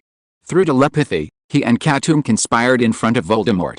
This guy is really full of flattery, I can't stand it, Bruce sighed. If I were really just an ordinary student, I would probably have regarded him as a confidant. Some of Voldemort's words were really too corny. For example, when he was praising Bruce, he could even say you are destined to be a dragon and phoenix among men, and I am just humble dust on the side of the road. Being able to stick to the edge of your shoes and accompany you for a while is the greatest luck of my life. This kind of words. Who can resist this? You should learn more about this kind of words, Katoom said. Say it to me later. You are dreaming. Bruce returned to the topic. Professor Gale should have discovered Voldemort's identity, right? Then why is he so bold as to dare to hand over the diary to a student? We even want to communicate Voldemort's soul into Snape's dream. Is this a plan that a normal person can think of? Professor Gale is really not afraid that Snape's soul will be replaced by Voldemort after he wakes up? Bruce sighed. What should we do now? Gale simply came up with an idea on the spur of the moment. Dumbledore would never agree to let Voldemort enter Snape's body. Don't be so sad, it's actually not a big problem. Katoom thought about it and gave a solution. It's possible to communicate with a spirit, but there is no need for the reverse. Just use the diary to make a link. What do you mean? Bruce asked. Voldemort's diary can absorb the souls of others, thereby strengthening itself, Katoom explained. This is actually a soul connection ability. In this case, let's connect it with Snape. By then, everything Snape is thinking will appear in the diary, and the words written in the diary will also be transmitted to Snape's mind. Although the process is still risky, with Dumbledore and Professor Gale watching, it shouldn't be a big problem. Bruce understood the owl's intention. It meant not allowing Voldemort to enter Snape's dreams directly, but using the diary as a medium to communicate with a sleeping Snape. This way, Voldemort's spirit would remain in the diary, preventing him from directly harming Snape. It was indeed a good idea. But, wait, why are you so kind this time? Bruce suddenly realized that Katoom was actually seriously considering a solution this time. This actually made him feel a little uneasy. Bruce, hearing you say that breaks my heart. Katoom pretended to cry twice. I may be a demon, but I also have a heart that saves people. I'm a good owl. What bad intentions could an owl have? But Bruce didn't buy it at all. He said, don't try to trick me. Even if you want to cheat someone, you don't need to hide it from me, right? Unless you want to cheat me, then you're overthinking it. The owl put away its fake crying face. I just broadcast Snape's dream live. Chapter 94. The target is the master of transformation. Live is streaming Snape's dreams? Bruce had only one question to ask Katoom. What had Snape done to you that made you so targeted? It was the Polyjuice potion before, and now the dream broadcast. Ever since the owl arrived at Hogwarts, Snape hadn't been able to return to his old life. Don't look at me like that. Katoom noticed Bruce's expression. Maybe in the end, Snape will have to thank me. Over the weekend, Bruce went to Dumbledore's teaching location. This time, he had two tasks entrusted by Professor Gale, one to demonstrate the power of the illusion charm, and the other to propose a plan for diary communication. Dumbledore seemed to always arrive early. When Bruce entered the classroom, Dumbledore was looking at him with a smile. Sorry, Professor, I'm late again. Bruce sighed and apologized to the headmaster. He had arrived half an hour early, but Dumbledore still arrived before him. No need to apologize, Bruce, Dumbledore said kindly. You've arrived early. I was just being a bit cunning, I know, Bruce thought to himself. He'd long noticed a portrait of the former headmaster hanging in the corridor leading to this classroom. A similar portrait also sat in the headmaster's office. The reason Dumbledore always arrived early was no secret. He simply used the portrait to send a message and then disapparating. After all, at Hogwarts, only the headmaster had the privilege of disapparating. The old man was quite considerate. Then let's begin today's lesson. Dumbledore looked at Bruce. I'd also like to know how Professor Gale managed to break the repulsor curse. He knew everything. Or rather, he'd guessed it all. He'd guessed that Gale, having suffered a loss, wouldn't let it go and would definitely find a way to prove himself. Show me, Bruce, Dumbledore said. No need to hold back, just cast the spell. Few in the wizarding world could openly draw their wands and cast a spell in front of Dumbledore. As Bruce drew his wand, the illusion charm was activated. This was Professor Gale's subtle design. He had employed a novel approach to the illusion charm, employing a specific action rather than an incantation. For example, he designed it to involve drawing his wand. Anyone who witnessed this action would enter a state of hallucination. Bruce, of course, had also devised his own action. Professor, I'll strike first. Bruce flicked his wand, launching a red broomstick. He simply replicated Professor Gale's previous action, misleading Dumbledore's vision. The first red broomstick was a fake, the real one was hidden behind. Bruce was curious to see how Dumbledore would handle the same situation. Soon, he witnessed it. Dumbledore did nothing, yet just as the red broom was about to strike him, he vanished from the spot. Having lost his target, the red broom hidden behind him naturally fell through the cracks. As for Dumbledore himself, he appeared behind Bruce, a faint smile still on his face, his demeanor unfazed. Professor, you're being a bit of a jerk, Bruce protested. No one else can operate at Hogwarts, and such a tactic is far too uninspired. Professor Gale probably wouldn't agree. Really? Hearing Bruce's protest, Dumbledore's smile widened. What if I say I didn't apparate, not apparition? But Bruce had clearly seen Dumbledore vanish from the spot. Bruce, I'll explain it to you later, but our duel isn't over yet, Dumbledore said softly. Since Professor Gale has taught you such a sophisticated illusion spell, you should have a follow-up, all right. Bruce didn't know how Dumbledore had discovered he was using illusion magic, but he put his doubts aside for now and focused on the duel. Dumbledore waved his wand, and the armor in the classroom seemed to come alive, leaping from the display stand and charging towards Bruce. This was the scene the headmaster saw.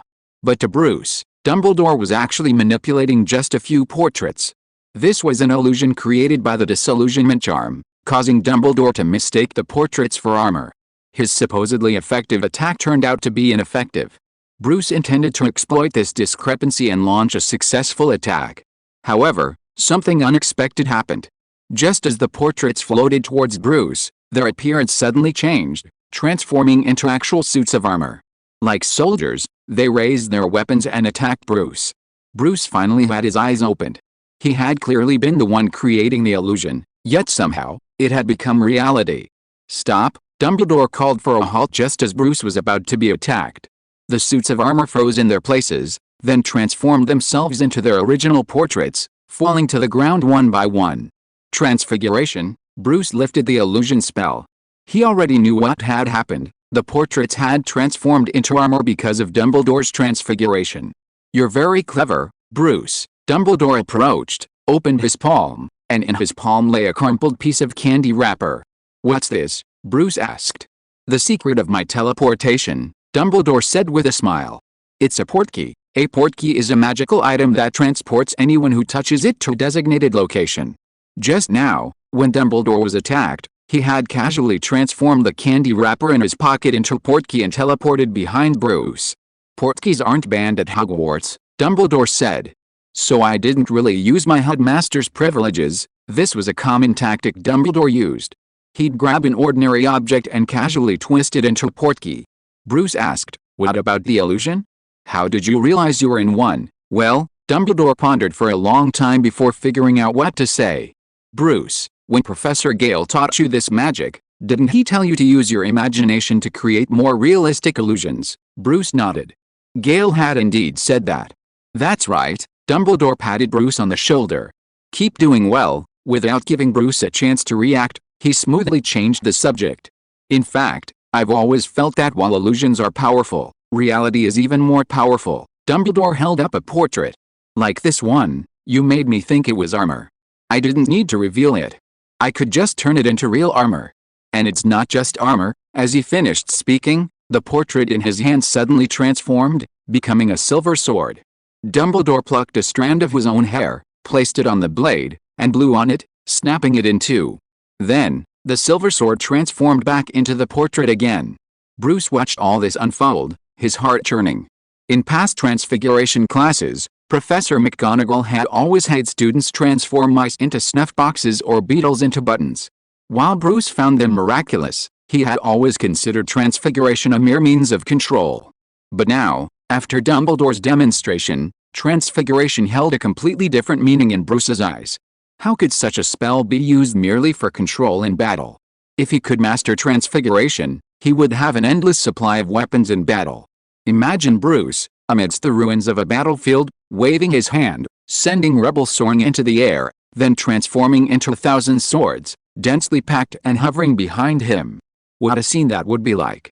The thought of it captivated Bruce. And what if, instead of transforming the rubble into swords, he transformed it into nuclear bombs? Bruce's expression suddenly became more serious than ever. Professor, I want to learn transfiguration. It seems you've discovered its allure. Dumbledore smiled. But transfiguration is a profound art, and it requires a great deal of dedication. No problem. Bruce's gaze was resolute. At that moment, his goal was clear, to become a master of transfiguration. As for Professor Gale, I'm not familiar with him. The class ended with Bruce still lingering. Dumbledore was delighted to see his students striving to learn magic. That was the meaning of his dedication to education. Only after the transfiguration class concluded did Bruce think of his second task.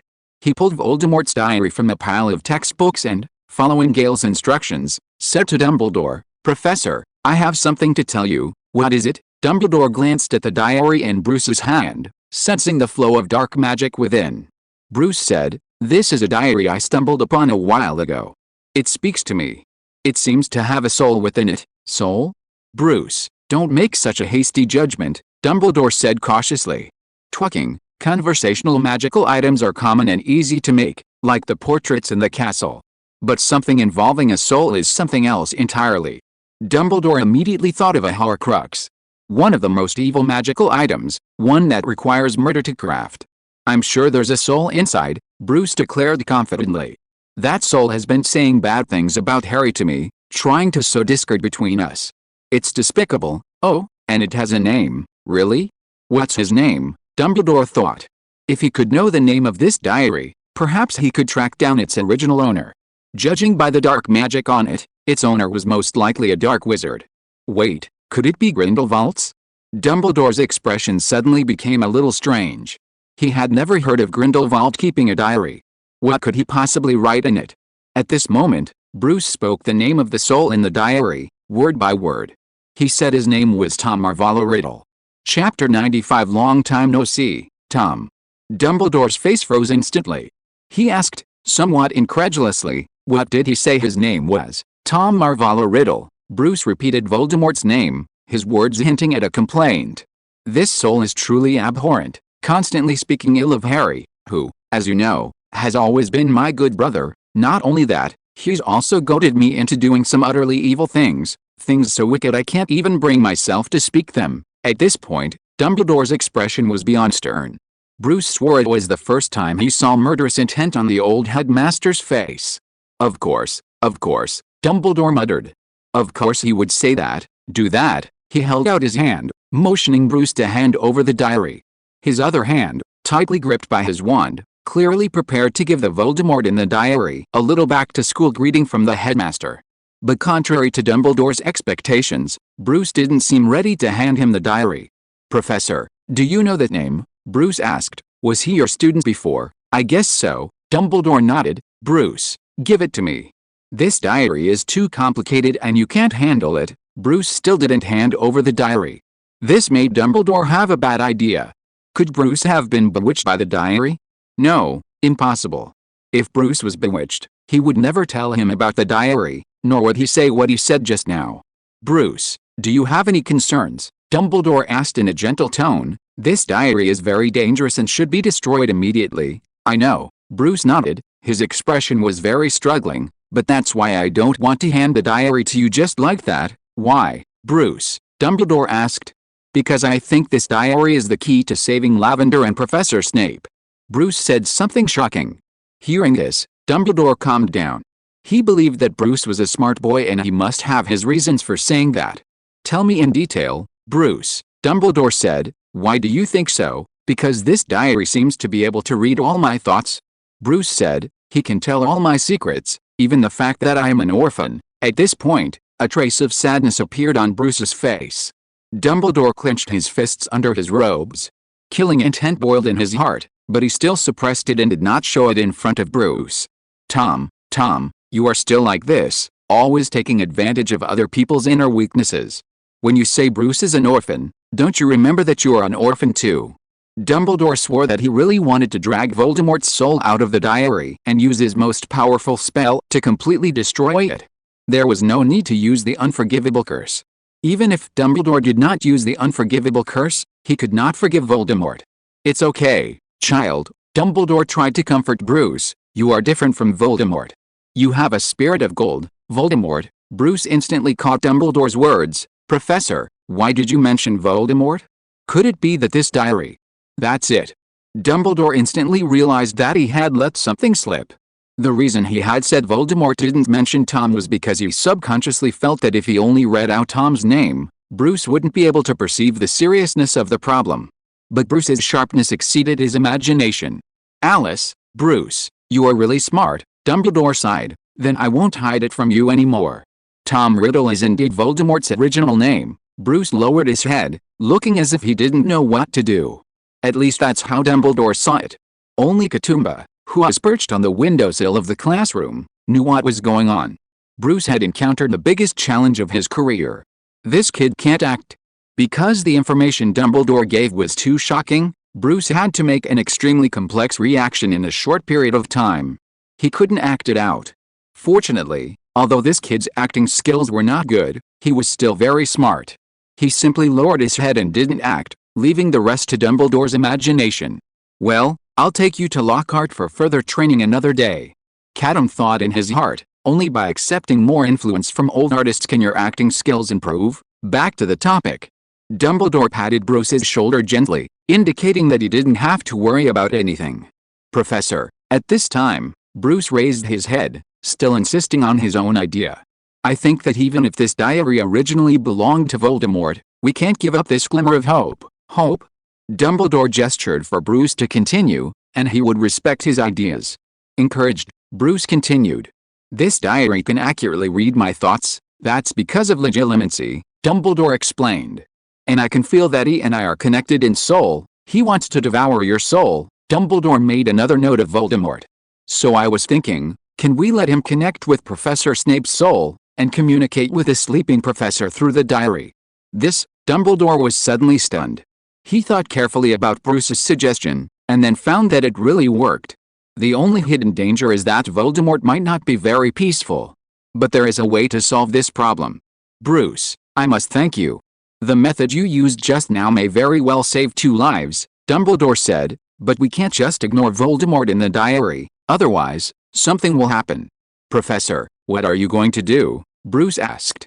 Don't worry, just give me the diary, Dumbledore said kindly. I have a way to make him obedient. At this point, Bruce handed the diary to the professor doubtfully. You won't just destroy the diary, will you? Bruce asked finally. I promise you. Dumbledore made a promise. Finally, Bruce left. He successfully completed all the tasks of this trip, and the rest was left to the old headmaster. Dumbledore watched Bruce leave, then he cast apparition and returned to the headmaster's office. He sat at his desk and opened the diary. It was blank, without any handwriting. Dumbledore picked up the feather pen and dripped a drop of ink on the page. The ink seeped away instantly, and then a line of words appeared in the blank space. Bruce, I have seriously thought of a way. Dumbledore looked at the line of words, sneered in his heart, and did not rush to write. The handwriting kept appearing in the diary. We don't need to do it ourselves to ruin Harry Potter's reputation. I wonder if you have heard of Slytherin's Chamber of Secrets? That is the Chamber of Secrets that can only be opened by the heir of Slytherin. Salazar left a monster in the Chamber of Secrets, and I happen to know how to control this monster. How about we release the monster, kill a few students in the castle, and then throw all the blame on Potter? Don't worry, I'm here, no one will find out. Dumbledore finally couldn't stand it anymore. Just to slander Harry, he just said killing a few students. Tom, have you been like this since your school days? Fortunately, Bruce has the ability to distinguish Otherwise you really might have dragged him into the abyss.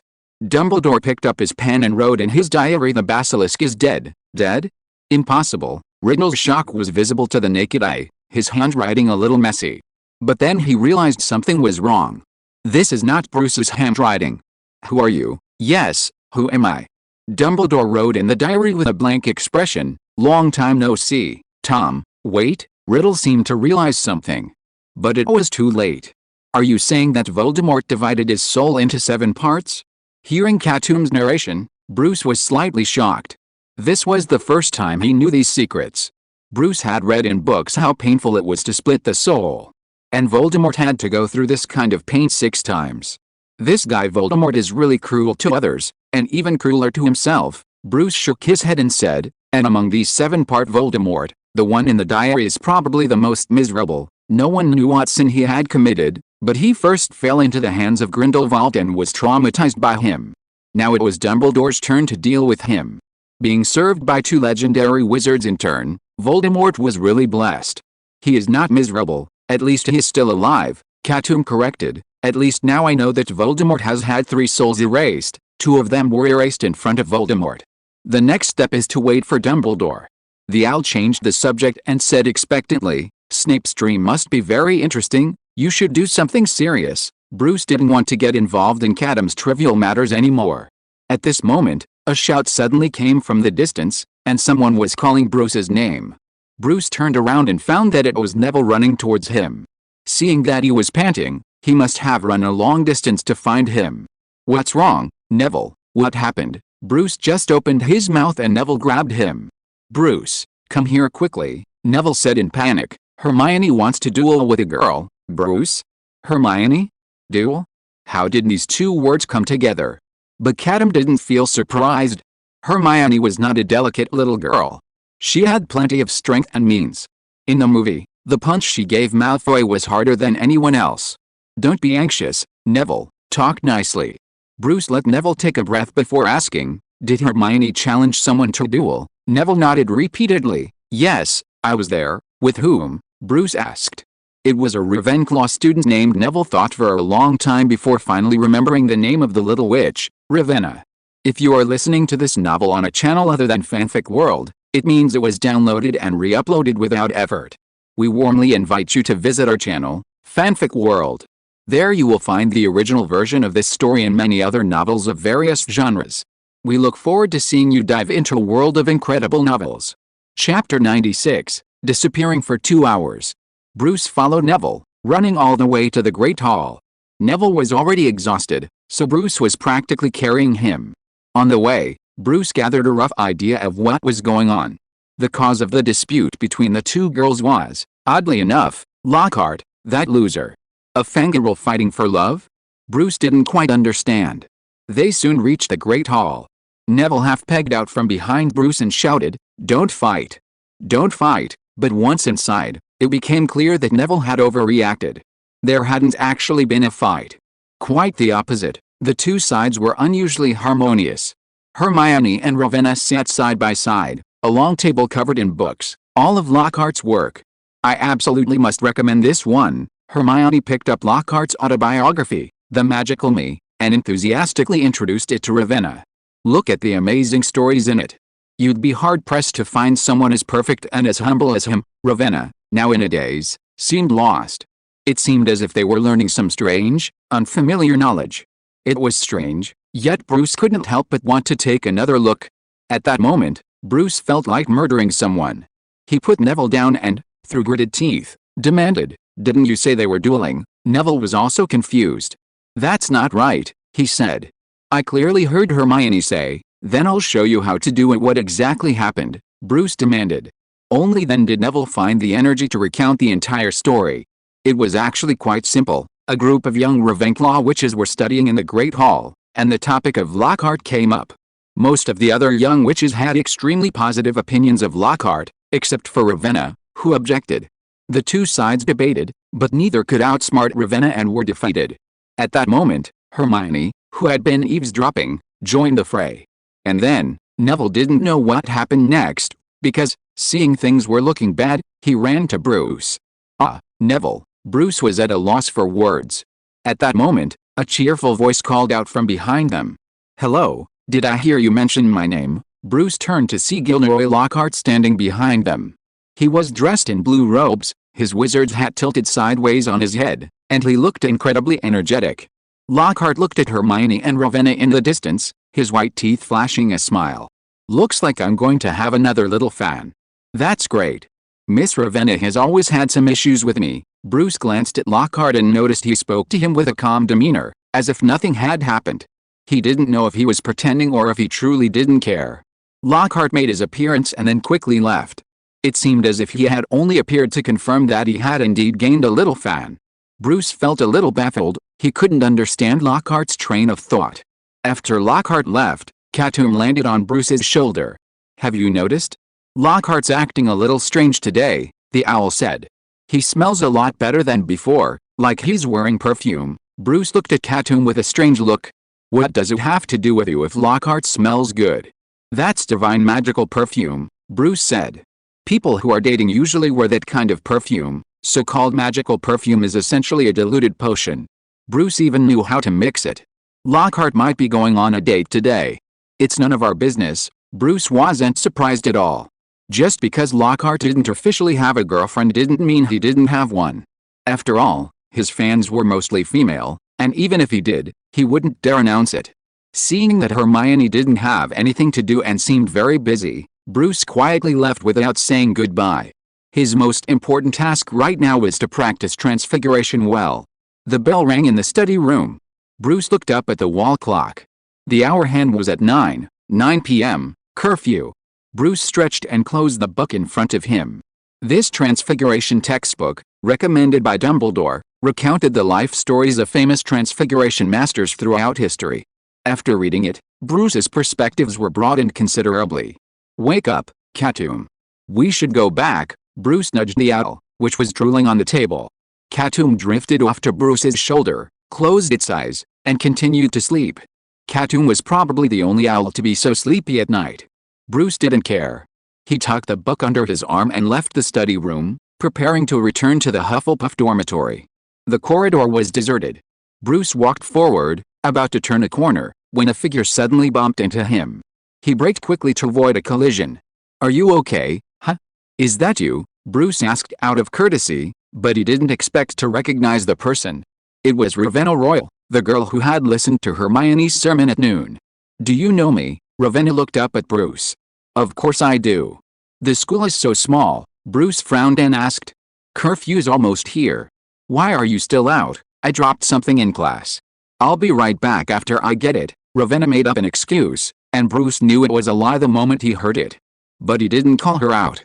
Ravenna could run around, but Filch would be there to deal with her when the time came. Bruce and Ravenna passed each other. The clock on the wall read 9:10, and most of the lights in the corridor were out. Break time had passed, and Bruce's body clock was rebelling. He had followed a very regular schedule throughout his time at Hogwarts, and sleepiness had already crept into his brain. Bruce quickened his pace, and the Hufflepuff common room was almost within sight. Then, he seemed to trip on something, and Bruce stumbled, finally catching his balance. "What is that?" Bruce drew his supreme wand and cast a Luminous Charm, illuminating the surroundings. Then he saw clearly what had tripped him, and in an instant, his sleepiness vanished. Gilderoy Lockhart, the Defense Against the Dark Arts teacher, who was supposed to be on a date today, lay motionless on the ground. A smile played on his lips, a smile that was different from the usual sunny expression, but rather a little eerie. His breathing was even, and the scent of magical perfume lingered in Bruce's nose. A third victim had appeared. Bruce tensed up. He hadn't expected a third victim so soon after Snape's accident. He had to notify the others quickly. Bruce turned on the light and headed for the headmaster's office. He could have just screamed, which would have quickly attracted the teachers. But Bruce thought better of it. He walked quickly down the corridor, the clocks ticking around him. The time read 11:10 at night. Wait, Bruce suddenly stopped, staring at the clock hands, unable to believe his eyes. 11:10, but wasn't the time just now said 9:10? How could 2 hours have suddenly passed? Katoon. Katoon, he nudged the owl on his shoulder awake. What's all the noise? The owl muttered. Aren't we in the common room yet? What common room? Bruce finally seized his chance for revenge and slapped the owl. But at that moment, the owl's sleepy eyes suddenly widened, and it took off at a breakneck speed, leaving a trail of afterimages in its wake. I was prepared for that. The owl's sleepiness had vanished, and he angrily declared, "I knew you'd get revenge sooner or later. I don't have time for this." Bruce pointed at the hands of the clock, confirming with Katoom. "Don't you find it strange? 2 hours have already passed in a flash." 2 hours. Katoom glanced at the clock and noticed something was amiss. "Ouch," the owl exclaimed in surprise. "I just took a nap, and 2 hours have already passed. When had his sleep quality become so good?" That's not the case. Bruce's heart was pounding. He had a vague feeling that something big might be about to happen. Lockhart was still lying in the corridor, but that was not the point. The point was that he had lost 2 hours while fully awake. "We have to find Dumbledore." Bruce did not plan to act alone this time. It was the best choice to let the headmaster go and check out the situation first. Bruce was now very familiar with the way to the headmaster's office. But before he reached his destination, he had already run into the person he was looking for this time. Dumbledore was wearing pajamas with a coat on his shoulders. Beside him were Professor McGonagall and Professor Flitwick, all of whom looked like they were getting ready to go to sleep. They stood in front of a door, trying to open it, but were at a loss. "Bruce." Dumbledore saw him and asked with a frown. "Why are you here?" "The young wizard should be asleep by now. I have something to tell you," Bruce said calmly. "I was on my way back to the dormitory when something very strange happened to me." Dumbledore's frown deepened. "Bruce, you're not talking about seeing the clock suddenly jump 2 hours, are you? Huh? Wasn't this the only thing happening to him?" He didn't say anything, but Dumbledore got the answer from his expression. "It seems so," he sighed. "Bruce, you should go back and get some rest. What happens next is not your business." "What happened?" Bruce looked at the door. "Is there anyone living in here?" "This is none of your business, Bruce." Dumbledore's voice was still gentle. "You should go back and get some rest." Bruce was silent for a moment, then said, "I understand, Headmaster." He turned and walked away without looking back. At this moment, Katoom stood on his shoulder and said, "I guess whose room that is." "I guessed it too," Bruce said. It was obvious. That room was probably the room where Godric Gryffindor was recuperating. Chapter 97. Who leaked the news? "Bruce? Why are you back again?" Dumbledore frowned as he saw Bruce return. They were still trying to open the door to the room. But no matter what they tried, whether it was unlocking spells, blasting spells, or even Dumbledore trying to break through the wall, nothing worked. A subtle force sealed the room completely, and no matter how hard they tried, they couldn't enter. Even trying to get a glimpse inside was impossible. This room seemed to no longer belong to this world. Just then, Bruce, who should have left, returned. Even Dumbledore, with his best temper, couldn't help but feel a little angry. "Do you understand what's going on? A danger is spreading that even he can't identify.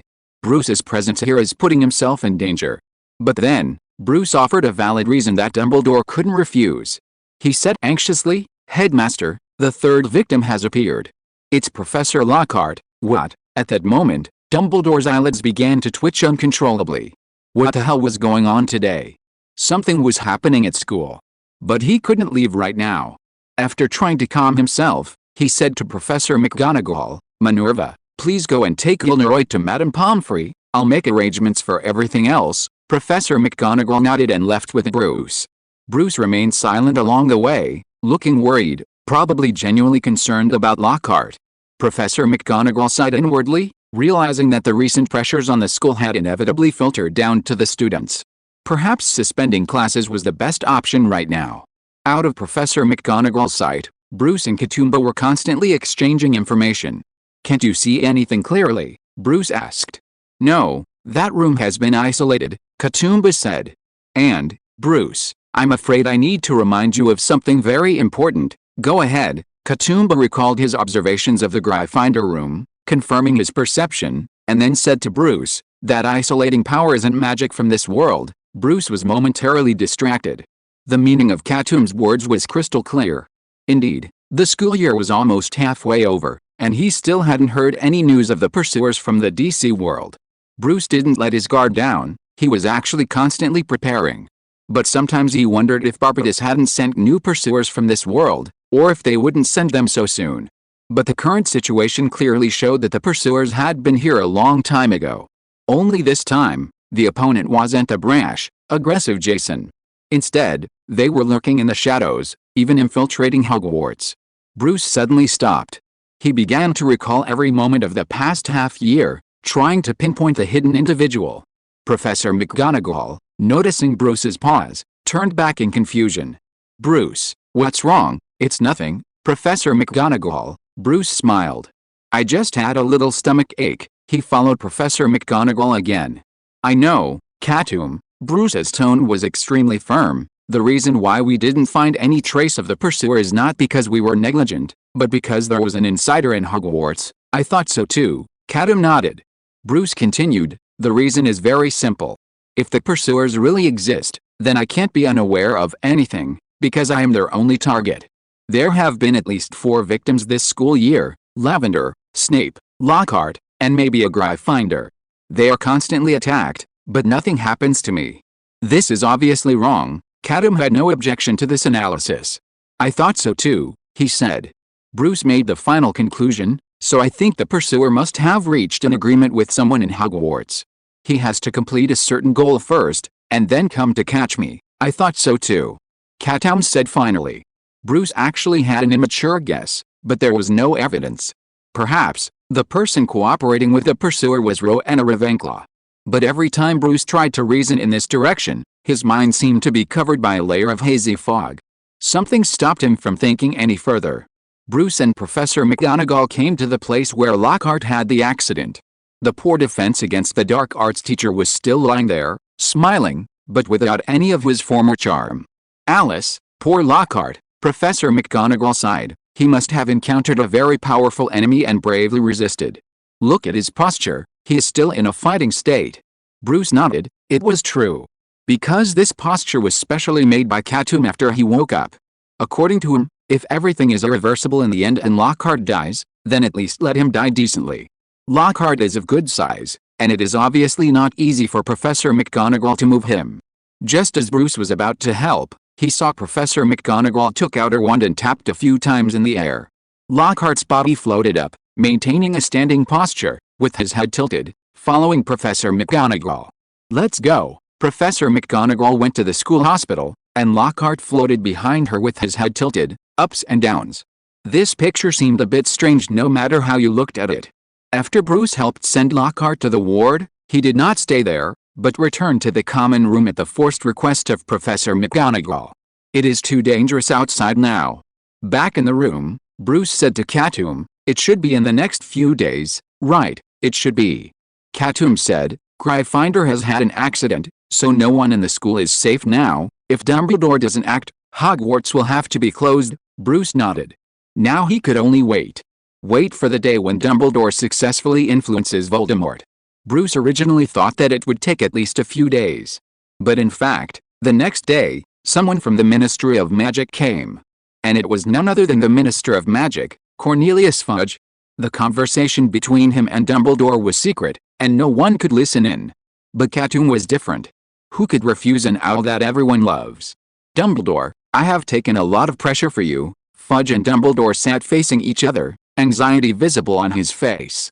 "But you can't have no progress at all. At least you have to come up with something so that I can report to the Parliament." "Right. In fact, Cornelius, we have made some progress." Dumbledore took out the diary and placed it on the table.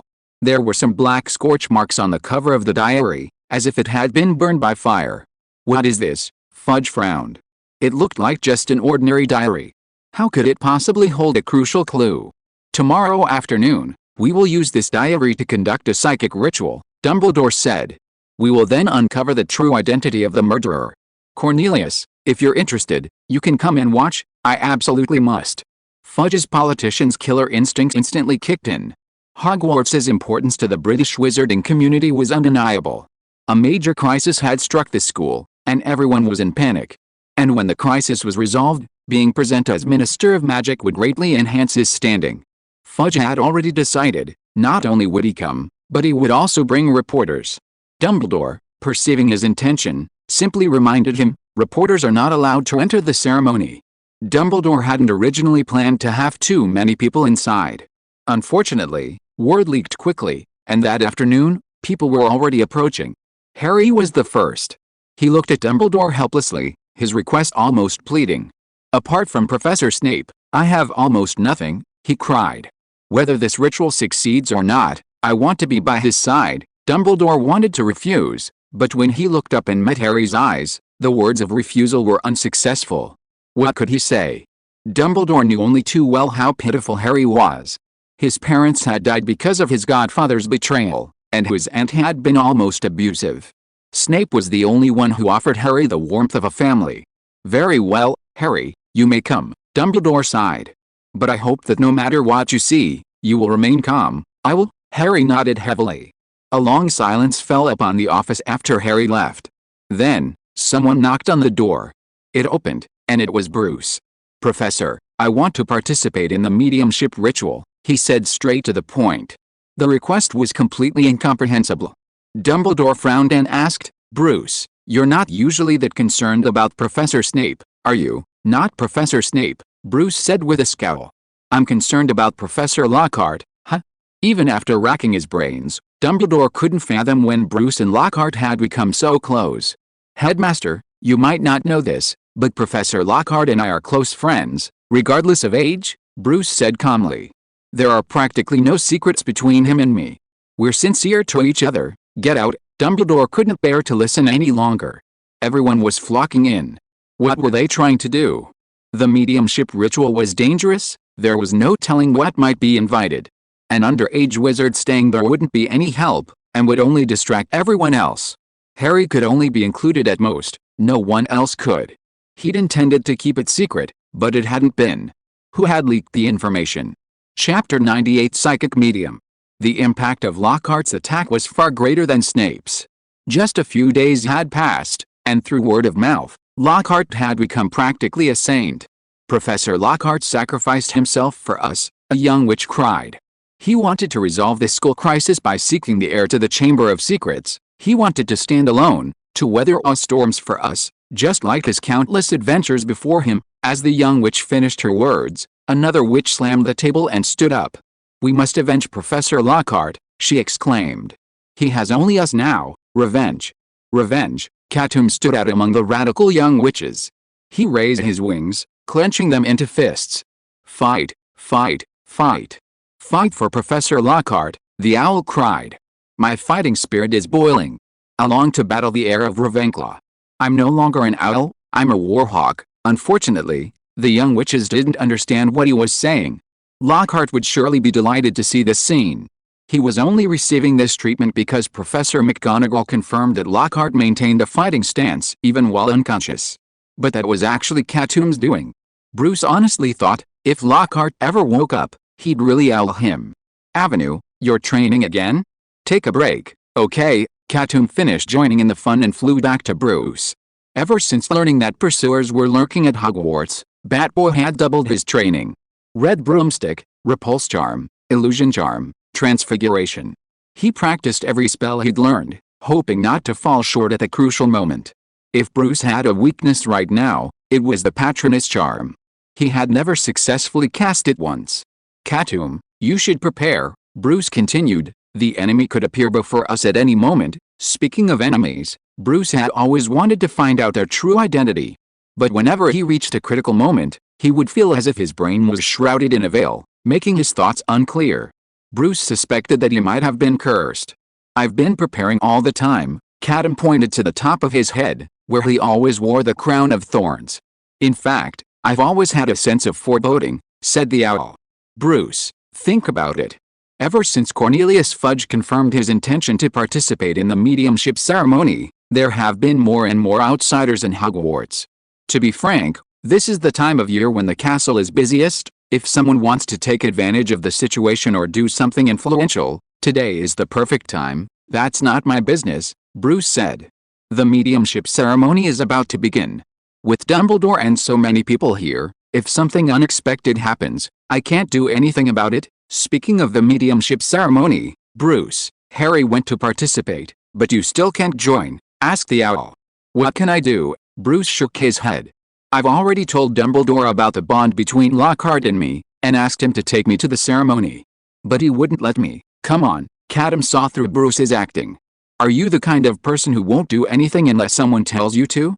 Hurry up, or I'll go alone. Bruce clicked his tongue, then took out a two-way mirror. I can't go, but we can watch, Bruce said. I gave the other two-way mirror to Harry, and asked him to broadcast the images in real time. Okay, I was right about you, you are just like that. The owl immediately took out a bunch of snacks from its feathers. Come on, let's eat and watch. In the Gryffindor common room, Harry was ready to go to the ward. Ron comforted him. Don't worry, Snape will be fine. When he said this, he felt that it was somewhat against his conscience. Snape was very good to Harry, but not to Ron. On the contrary, every time he saw Ron and Harry together, Snape would make a few sarcastic remarks. During class, he would also target Ron everywhere. When he first learned that Snape had been attacked, Ron really worried for a moment that Snape was in danger of waking up. He still hoped that he would be okay. But in the end, seeing his good brother's sad look, Ron's thoughts dissipated unconsciously. Snape had better wake up. Otherwise, Harry would really live up to the title of Elder Killer. Thank you, Ron. Harry hung a badge made of mirror material on his chest. I believe in Dumbledore, he can definitely save the professor. Ron nodded. Also, you must tell Dumbledore what I think. Finding Ravenclaw's Chamber of Secrets is also the key. Harry, Ron and Hermione have actually been very busy during this period. They looked for a lot of information about the Chamber of Secrets, hoping that it would be of some help. But in the end they all came back empty-handed. No matter how many books they searched, there was no legend about Ravenclaw's Chamber of Secrets in history. Slytherin did have one, but that was not the point. So Ron put forward his own guess. Maybe there has never been a Ravenclaw Chamber of Secrets, he said. This is a newly built room, and the murderer may be hiding in it. Hermione didn't quite agree with this point of view, but she couldn't find any evidence to refute it. After hearing what Ron said, Harry said that he would definitely convey it to Dumbledore. After that, he set off for the ward. When Harry arrived at the ward, there were already many people there. Dumbledore, needless to say, Professor Gale, Professor McGonagall, Minister Fudge. There were also several professors Harry didn't know, such as a female professor who wore glasses and a shawl, and was sparkling all over. Later Harry learned that the professor's name was Trelawney, and she was responsible for teaching divination. Ah, Harry, you're here. Dumbledore saw Harry and smiled gently. Find a place to sit. Harry wore the two-sided mirror given by Bruce on his chest, but it was slightly deformed. From the outside, it was just a silver badge, not a mirror. So he couldn't see the faces of Bruce and the owl opposite. How could such a trick hide from Dumbledore's eyes? Bruce's advanced transfiguration was taught by him. But Dumbledore just glanced at the badge and said nothing in the end. Seeing that everyone was there, Minister of Magic Cornelius Fudge said anxiously, "Let's start, Dumbledore. I know you are anxious, Cornelius, but don't be anxious." Dumbledore took out a diary, and the burn marks on it were more obvious. Fudge frowned. Dumbledore, what's the matter with your diary? The burn marks were not so serious when I saw it last time. You are not burning the diary for fun, are you? He didn't really care about the diary, but he cared about how photogenic the whole process would be. When reporters took pictures later, he would definitely hold up the diary for the photo. The diary was covered with the burn marks. If others saw it and thought the ceremony was difficult, Fudge's image of being a great man would be damaged. How could that be, Cornelius? Dumbledore said calmly. Am I such a boring person? Fudge laughed twice and did not comment. Gale had already started to make arrangements. He closed the doors and windows, and then piled up herbs and spices. Don't be surprised at what you see later, Gale reminded coldly. Even if the most terrifying dark wizard appears in the smoke, it's not real. It's okay. We're not afraid, Fudge said. Dumbledore is here. Even if Voldemort himself comes, he can't do anything. Gale's mouth twitched. He was not actually talking about Voldemort. At this time, the divination teacher Trelawney, who seemed mysterious in Harry's eyes, suddenly took out a deck of tarot cards and said to everyone, "Let me tell you if I can succeed this time." After that, she drew out a deck of cards, but before she turned it over, she was held down by Professor McGonagall. "Sybil, don't be like this," Professor McGonagall said. "If the divination is unlucky, should we not do it?" Her meaning was clear. The final moment had come. There was no need to do anything that would shake people's hearts.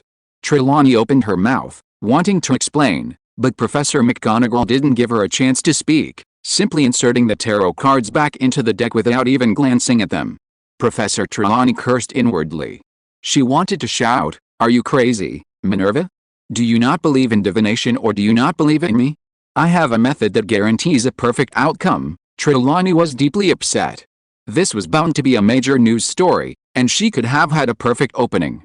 But McGonagall had ruined it all. But unfortunately, no one paid any attention to her. The ceremony had already begun. As the herbs and spices burned, a faint smoke spread throughout the room. It wasn't pungent, but rather pleasant, not unpleasant. The smoke gathered before everyone, forming the shape of a screen. Dumbledore took out the diary, flipped it open, and a line of text immediately appeared. "I'm ready, Professor Dumbledore." The soul of Tom Riddle was still inside, but after several friendly contacts with Dumbledore, he had become extremely honest. He didn't dare to have any bad intentions. Dumbledore took out his wand and tapped the diary. Just like the ink spreading instantly, a picture appeared on the paper and simultaneously appeared in the smoke. Everyone looked up and watched as a figure gradually emerged from the smoke. First it was an outline, then it gradually became clear, and then everyone saw clearly that the person was Snape. Harry's eyes lit up, and he finally saw the professor alive again. Everyone stared at the smoke, just wanting to see what would happen next. Then they heard, coming from the smoke, the cry of a baby. 3,500 subscriptions and more updates. It was still 3,300 before I went to bed yesterday. When I woke up, you guys had made it 4,200. Thank you all.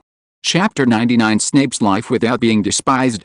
In the image, Snape, dressed in a perfectly tailored uniform, waited anxiously in front of the delivery room. "Is this Professor Snape?" Harry's mouth dropped open in disbelief. Snape now looked nothing like a wizard, just an ordinary muggle. He was impeccably dressed, and aside from his face, he bore no resemblance to his real self.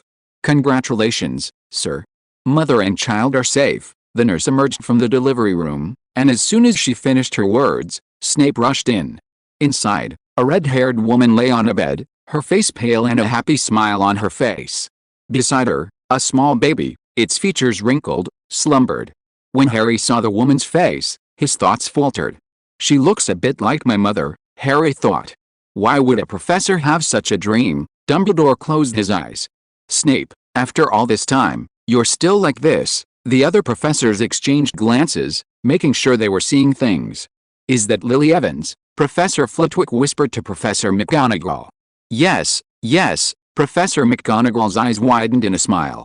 "So that's how it is, Snape. You hid it so well." In the dream, Snape had already arrived at the bedside. "Thank you for your hard work." He looked at his beloved, his love overflowing with words. "I'm fine." Lily shook her head, then turned to look at the baby, a happy smile. "She's asleep." "Yes." Snape was a little at a loss. He wanted to touch the child, but was afraid to wake her. "Have you thought of a name?" Lily asked.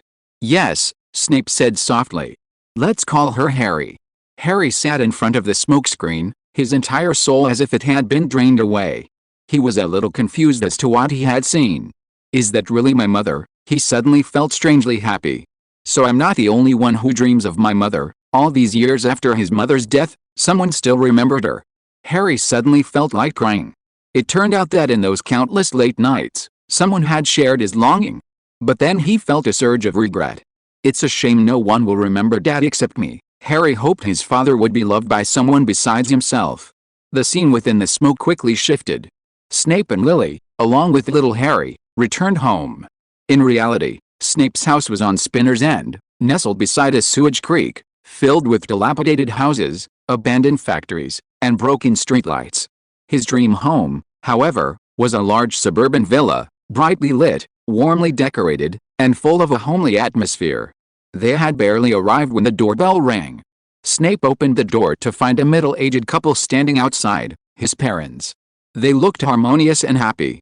"Severus, congratulations on becoming a father." His mother, Eileen Prince, hugged Snape. His father, Tobias Snape, asked with a hint of complaint, "Why didn't you tell us sooner? With so much going on, can't you just handle it between the two of you?" Snape explained, "I just didn't want to burden you." In his real childhood, his parents argued constantly, neglected their children, and even occasionally abused him. He'd been accustomed to handling everything on his own since childhood. This habit persisted even in his dreams. "What trouble?" Eileen complained. Severus, you can rely on us. Old Snape smiled at his son. Why are you so polite to us? You've always been our pride, Snape stammered. Okay. He didn't notice that 2 tear marks had appeared on his face. Time passed in the dream, and the scene changed. Little Harry was now 11 years old. She entered Hogwarts, the school where her father worked, and was sorted into Gryffindor by the Sorting Hat. Snape sat in the guest of honor seat, looking at his child with pride. Dad, did the Sorting Hat put me in the wrong house? Harry asked Snape after the sorting ceremony. I should have gone to your house. It's all the same, Harry, Snape said. Gryffindor or Slytherin, you're all students at Hogwarts. Later in their school life, Harry saw a blonde boy mocking children from mixed blood families. Snape promptly lectured Harry. Don't discriminate, he said. Half-blood or pure blood, there's no difference. Harry nodded, indicating that she had remembered. Severus Snape was the most popular teacher at Hogwarts. He treated every student equally and was always patient. Potions class, a Gryffindor class, was full of problems. Ron Weasley was a little clumsy in class. Snape encouraged him, believe in yourself, Ron. Ever since you arrived, I've known you were a very talented wizard, but you just lacked a little confidence. Keep going, I've always believed in you, and you have beautiful red hair. Hermione Granger completed various experiments quickly and well, and then was ridiculed by Malfoy. Snape always supported Hermione with a smile. Who says that children born in Muggle families are not as good as those in wizard families? Hermione is the second best girl with potion talent I have ever seen. By the way, the best is my wife. As for Neville Longbottom, he is Professor Snape's favorite. I never think there are stupid students. He said this to everyone. For example, Neville, everyone says he is stupid, but I think you have not discovered his strengths. Oh, by the way, he and my Harry have the same birthday. In their spare time, students also like to get together around Snape. Professor, they cheered. We haven't heard the story of you and your wife defeating Voldemort for 5 minutes. Okay, whenever this happened, Snape always smiled. Since you want to listen, then I will tell you. The story begins when Lily and I met. Outside the screen, everyone was stunned, including Bruce on the other side of the two-way mirror. Is this still Snape? He asked, or is this how he remembers himself? What's so strange about that? Katoom said, some people use their lives to heal their childhoods, while others use their childhoods to heal their lives. The Snape in my dream had different childhood experiences, so naturally he looked different. Perhaps this was everything Snape had imagined. But I'm still a little disappointed, the owl said, tilting its head. I expected some fun, but I only saw an ordinary man. Meanwhile, the other professors were also discussing the situation. Professor Gale's reaction was the most intense. He walked out of the ward, saying he needed to be quiet outside. He was old and couldn't bear to see this. Professor McGonagall sighed. If it weren't for this attack, we wouldn't have seen this other Snape. In my dreams, he had a warm heart. Hearing this, Dumbledore spoke. You're wrong, Minerva. He looked at the Snape in the picture and said softly, Severus Snape has always had a warm heart. Looking at Snape's happy face, even others would hope that this happiness could last. But unfortunately, everything ends here. Dumbledore sighed. He did not forget the purpose of this ritual. To wake up Snape and ask who attacked him. Dumbledore finally picked up the quill and wrote a line in the diary. Wake up, Severus. Boom. The picture and the smoke suddenly began to tremble, and Snape's eyes became confused. When the confusion turned into clarity, Snape saw himself surrounded by young wizards. Professor, why did you suddenly stop talking? Someone asked. Snape's memories in the dream began to revive, and the happy scenes shocked his heart. He suddenly staggered, covered his heart, and dared not speak. Is this a dream? Of course it is a dream.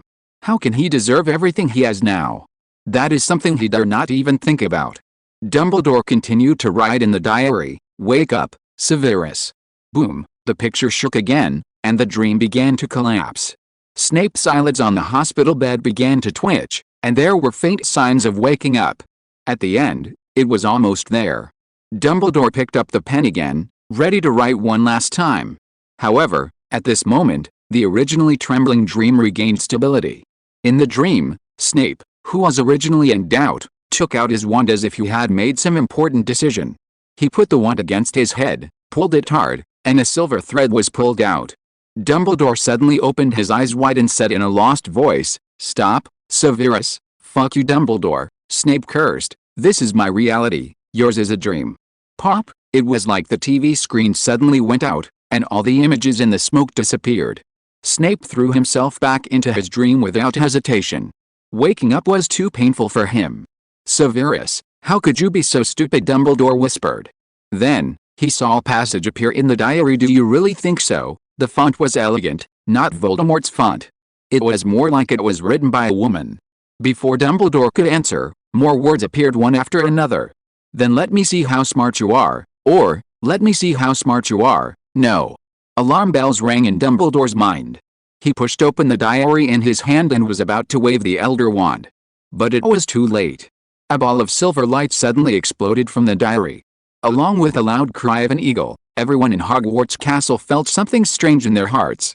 When the light disappeared, Dumbledore hurried to confirm the status of the other teachers. But when he turned around, the scene before him had changed. He was in an old house, and the furnishings around him looked incredibly familiar. Dong, dong, dong, a girl ran in excitedly, waving a letter in her hand. "Brother, I received the acceptance letter from Hogwarts, 4,000 songs with additional content. Chapter 100. Hogwarts sleeps well tonight." Ariana. Dumbledore uttered the name. It was his sister's untimely death, a pain he never dared to speak of in his life. "Albus," Ariana came to Dumbledore, a puzzled expression on her face. "Aren't you happy for me?" Dumbledore was about to speak when he caught sight of himself in the wall mirror. Young, handsome, and full of vigor. His eyes were filled with confidence and pride. It was him, Albus Dumbledore, at 17. Head boy, prefect, recipient of the Barnabas Finkley Award for Excellence in Spellcasting, British Youth Representative to the Wizengamot, and recipient of the Gold Medal for pioneering contribution to the Cairo International Alchemy Congress. A rare talent. "It's me," Dumbledore muttered to himself. It seemed a deliberate arrangement on his part. He still retained his sense of self, ready to leave the dream at any moment. But Ariana's voice still lingered in his ears. "Albus," Dumbledore slowly turned his head, looking at the regret he had felt for nearly 100 years.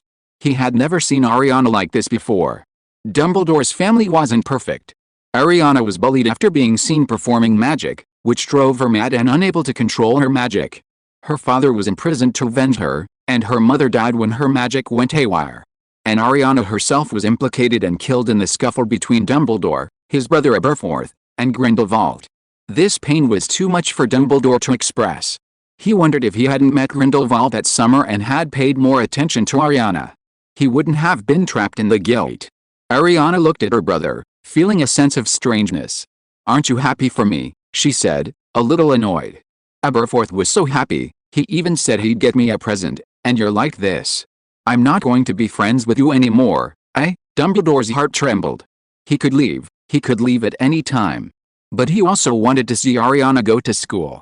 "I'll stay only for a moment, just a moment," Dumbledore said to himself. "I'll leave after Ariana finishes the sorting ceremony." In the real world of Hogwarts, everyone was affected. The professors who were in the ward at the time were particularly affected, as they fainted. Fortunately, Professor Gale had just left the room. When the silver light erupted, he immediately noticed something was amiss and cast a spell to protect himself. He then opened the door to the ward and found people sprawled inside. Their faces displayed a variety of expressions: sadness, joy, guilt, pain, everything. "I have nothing to offer but blood, toil, sweat, and tears," Minister Fudge continued to mutter in his sleep, as if giving a speech. Even Dumbledore leaned against the wall, his eyes closed. "You are truly..." Gale gritted his teeth, wanting to curse. He had only been away for a moment, and this had happened.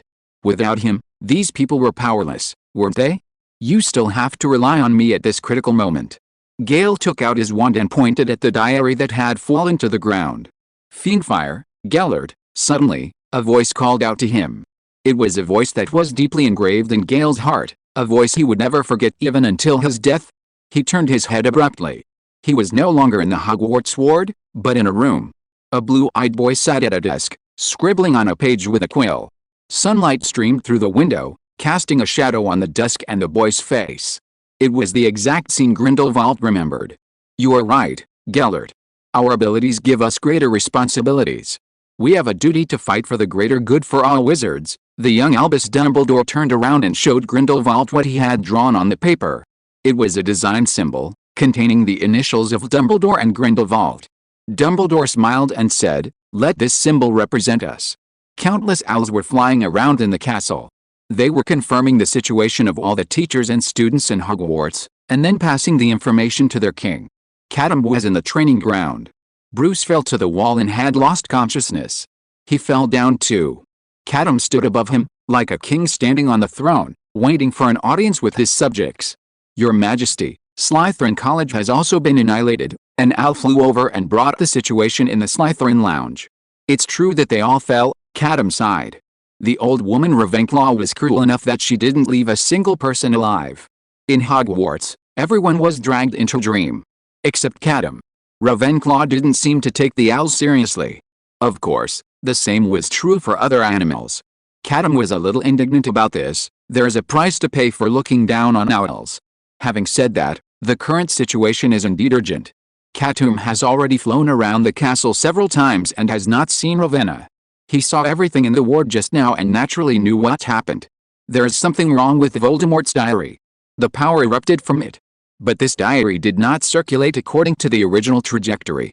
It was taken to the school by Grindelwald, then into Bruce's hands, and finally handed over to Dumbledore. From beginning to end, there is no possibility of tampering. How did Ravenclaw do it?" "Oh," Katoom sighed, "Bruce fainted, and no one supports my reasoning. Forget it. Let's find a way to wake Bruce up first. Now physical means alone can't wake up the Bat Boy, and we can only find a way to enter his dream. Little ones, keep an eye on this man," Katoom said to the owls around him. "Everything else is easy to talk about, but don't poop on him." He was so considerate to Bruce, he thought so, and flew towards the ward. Entering the ward, the smoke from the medium ceremony was still in the air, and the diary was open and fell to the ground. Gale fell to the side with a silly smile on his face. "What a mess," Katoom sighed, and then looked at the diary. Then he found that even Voldemort in this diary had fallen into an indescribable sleep. "It seems that I have to enter Voldemort's dream first." The dormant power spread from the diary.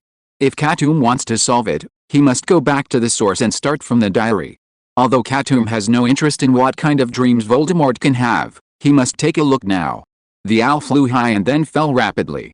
He dived into the diary, and his whole body disappeared between the pages. The cold wind was howling, and Katoom appeared out of thin air in front of a building. He was very familiar with this building.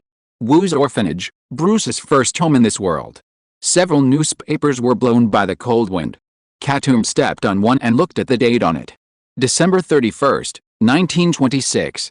That's it? Boring. Katoom shook his head. He had thought that he would see some grand scene in his dream. For example, Voldemort conquered the world and successfully created a country where wizards ruled over muggles. If that was the case, he would be happy to stay a little longer. After all, wizards rule over humans, and the owl, as a close comrade of wizards, must have a higher status. But when he really saw Voldemort in the dream, he was disappointed. "I remember this date. It was the day Voldemort was born, right?" The owl was a little confused. "Voldemort is so powerful that he even remembers the day he was born?" Without getting an answer, Katoom immediately saw a boy in wizard robes walking into the orphanage. That was Voldemort, also 16-year-old Tom Riddle. Katoom flew in. Tom had no problem moving around in this orphanage and was very familiar with it.